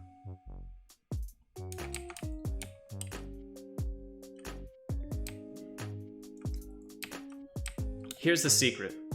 Here's the secret. I'm gonna clue you guys in. This is what you do. White Mike, thank you for the sub, dude. Very much appreciated. So this is the secret. This is the secret technique. If you could do this, you'd crush.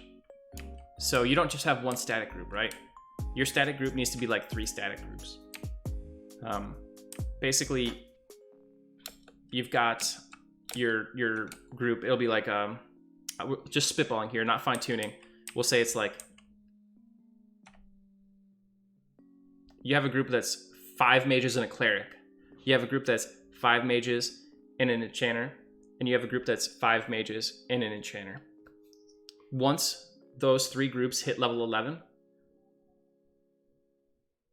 they break up and they reform as 3 mages, enchanter, enchanter, cleric. and the rest of the mages could just log off, you know what I mean? That way you get ahead of the curve as fast as possible, you lose no time, and you still hit level 11 with double enchanter. That's how you would do it. If I was going to do 2 enchanters, that's what I would do.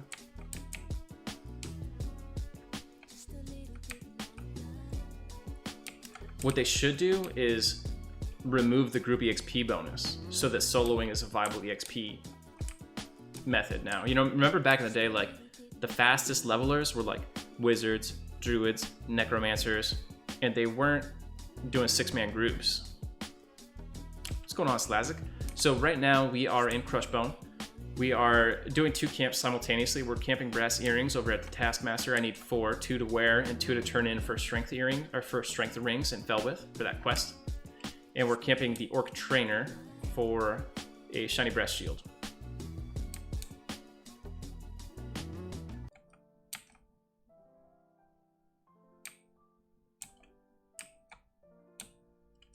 But nowadays, if you try to solo to 50 on a TLP server, even with like the most perfect optimized route, you'd get smoked.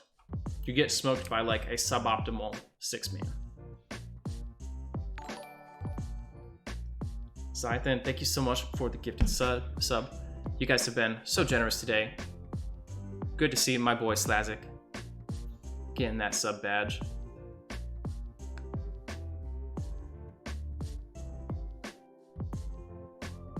What's going on, Wolf?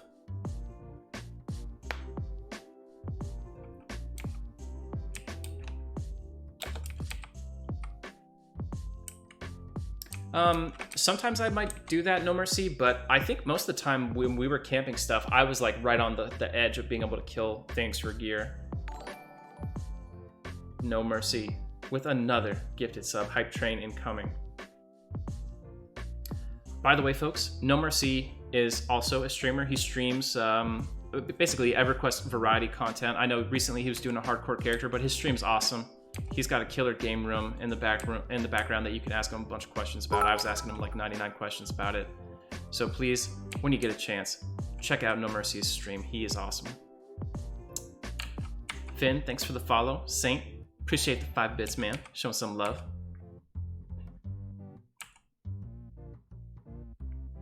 Yeah, I want to say most of the things I didn't actually outlevel No Mercy. When you're going through the that old Paladin playlist that you'll have a chance to watch, you'll be able to see there are some crazy things I solo, and I'm always like right on the edge. Sometimes they're like yellow to me, and I'm soloing like named mobs. Like when I did the Assassin Supplier camp, I think I killed Supplier for the first time. He was yellow to me, and I soloed that camp. I did Assassin with the dagger, which I thought was going to be like impossible. He was proccing and backstabbing, and I was able to kill him. I did that at like 30 or 35. We did the Shin Lord solo, and I got EXP for that. That was like a 10-minute fight. No Mercy, it's your birthday? I didn't even know, dude. Happy birthday, man. I could, Revs, but they nerfed the giant fire beetle eye. It no longer has charges of enchant silver. And without that, I have no way to enchant any jewelry, sadly.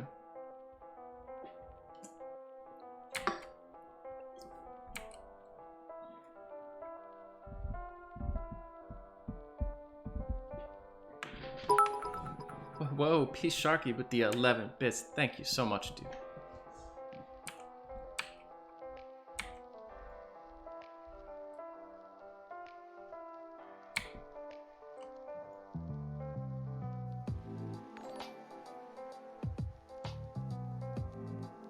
The Hack, thank you for following. The Hack 420. But Revs, I'll get those strength rings by turning in these brass earrings to a guard. No, sorry, I turn in the brass earrings to a male high elf slave somewhere in Crushbone. He's gonna give me a note, and then I give that note to one of the guards in Felwith. It's like a breakup note, basically, and he like gives me his ring. And it is a +2 strength ring.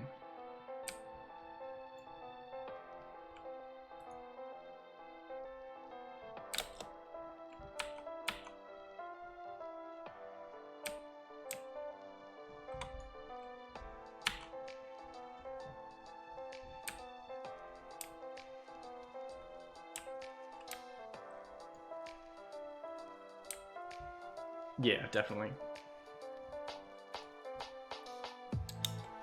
But yeah, I can't, you know, only enchanters can enchant jewelry. So even if I leveled up JC, I couldn't do anything with it, unfortunately. Oh, not an ad. Whoops. Hype train. Zaide, thank you so much for another gifted sub. You're so generous. 32 gifted subs on the channel. That's crazy. Totally crazy.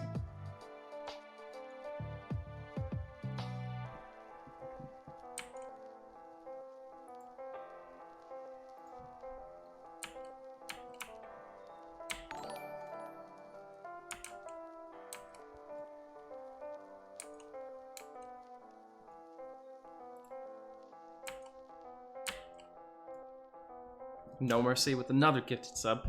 That's No Mercy is up to 10 gifted subs. That's just nuts, dude. I feel bad. It's your birthday. I should be gifting you subs. Radio cut man.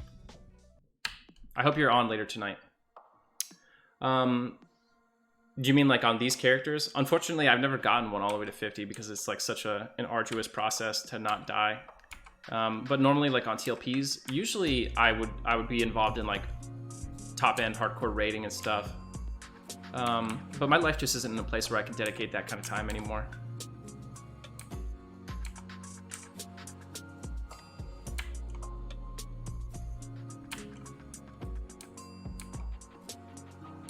Oh, not if I'm not playing on the server, I don't. I'm not a super big fan about the 50 to 60 grind in Kunark. Because like when you're doing the grind in Classic, there's a lot more nuance to it, I think. You know, like you have to have this route and you're funneling spells and you're doing all this other stuff that makes it fun. And everyone's going through all these different zones trying to find the most min-max way. But the Kunark race is solved to such a great extent that it's kind of just like, what do you do in Kunark? There's going to be a group that levels kind of fast. They're going to go to jugs and they're going to do jugs and shrooms, pull all of shrooms and jugs. They'll be like the second or third group to 50 or to 60. And for that entire 24 to 30 hours it takes you to level, you're going to be in that one camp. That's it. You never move. And then there's going to be a group that's going to win the race. They're going to go to kennels and Chardock, and they're going to pull everything. And they're going to have a bunch of charm mobs, including druids, charming dogs and stuff. They're going to win, and they're going to be in kennels for 50 to 60, and they're never going to move. And I think that part really bores me. I've done it a few times, and I'll be like, usually when we do a Kunark launch, I'm on my monk because that's my main traditionally. So I'll be on my monk and I'm like pulling jugs. I hate Chardock. I always go Sebulus for that reason. I'm like pulling jugs. I'm like falling asleep while I'm pulling them back to camp.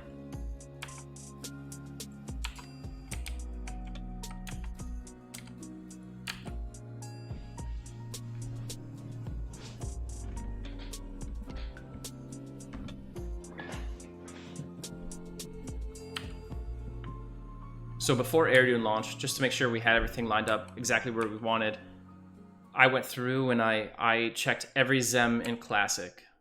I think you could actually do !Zem and you pull up the full Classic Zem list.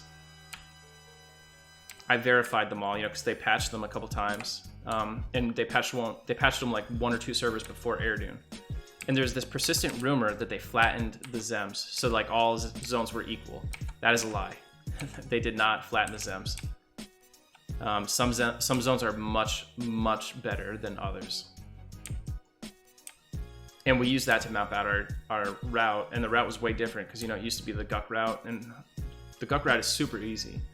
The new route was the Soul A route, and the Soul A route I consider more challenging. But it might have just felt that way because I was less experienced with it.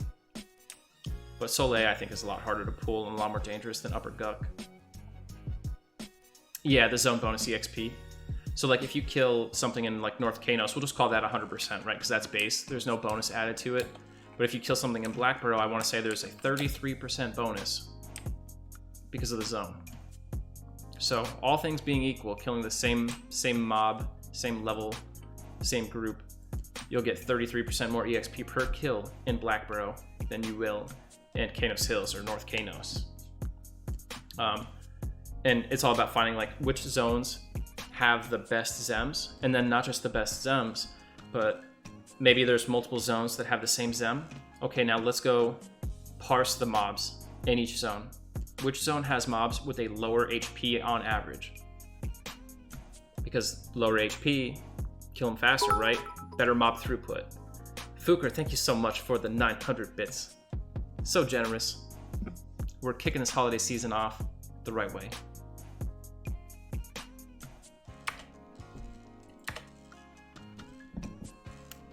But there's more than just the ZEM, the zone experience modifier. There's also a MEM, a mob experience modifier. Certain mobs, certain mob types can give you bonus EXP or negative EXP. Some good examples that most people will know. Guards in a lot of zones have a negative zone EXP, or a negative mob experience modifier. Which means when you kill a guard, like a level 30 guard, when you're level 30, you'll get way less EXP than if you killed like a level 30 goblin in the same zone. Because they want to discourage you from killing guards. And when you kill, like it used to be underwater enemies gave you better EXP. Not just like if you pulled a goblin underwater and killed him there, but like a big one was Ocean of Tears. If you killed sharks in Ocean of Tears, they gave you more EXP than other mobs of a similar level, making OOT sharks super good. For this, I try to stay at dark blue. I could kill whites almost all the way up to 40. So I'll do that. Right now, it's more about the gear, just trying to get the shiny brass shield and the earrings and stuff. It's so important in SSF runs to stay on top of your gear to make sure that you can really stand toe-to-toe with the mobs you need to fight. And ideally, you'll do them while they still give EXP so that, you know, you're not just camping grays.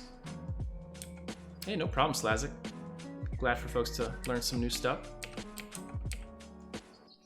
But it just so happens, you know, all that aside, that I think Sol A had the best ZEM and it had the lower average mob HP. SSF is not always hardcore. A lot of folks do non-hardcore SSF. I think hardcore is getting more popular. I want to say, I could be totally wrong, but I do want to say that I was the first person to stream hardcore SSF EverQuest. Sorry. Soleil is a tough zone. There's a lot of wizards and casters and crap in there. It's very windy and twisty. There's like lava and traps. SSF means solo self-found. It's weird, is my my SSF rule thing not working? There we go.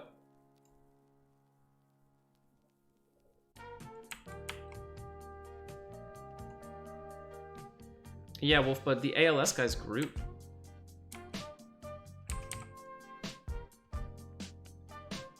Or do some of them only solo?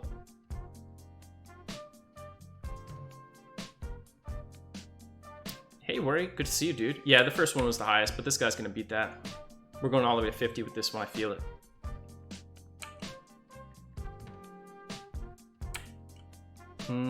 No, the new expansion is coming out in like February.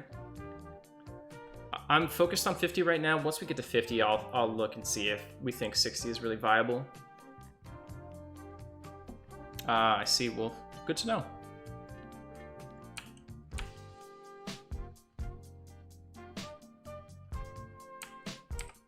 Nah, we'll get 50 first. We'll get 50 before the new TLP.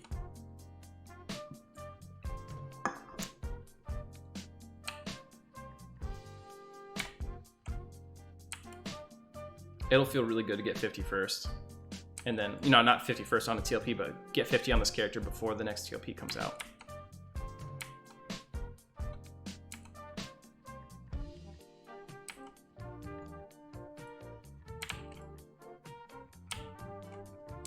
Boo. All right, folks, it's about that time. We're gonna wrap up the stream here. Thank you all for coming out and everything. This was a really awesome stream. So thanks for showing love. If you've enjoyed the content and you want to see more solo self-found hardcore stuff, you want to see this Paladin go all the way to 50, please hit that follow button and check in next week. Right now we're doing every Monday, every Friday at 5 p.m. Eastern. Not a lot of time, but it's what we can manage. Sorry about that, Zagorian. You know, I'm about to shift to a later stream time in a week or so, so that'll probably be better for you. I'm probably going to be doing like 8 to maybe maybe midnight. Who knows? Don't tell my spouse. But before I go, I did say I want to make a point of starting to raid folks again. So let's see who's on to raid. Hefe's on. Let's raid El Jefe. Zagorian, thank you so much for that sub.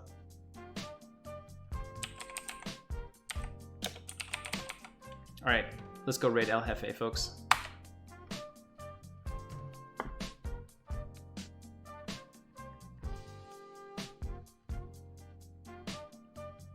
Alright, 3, 2, 1, here we go.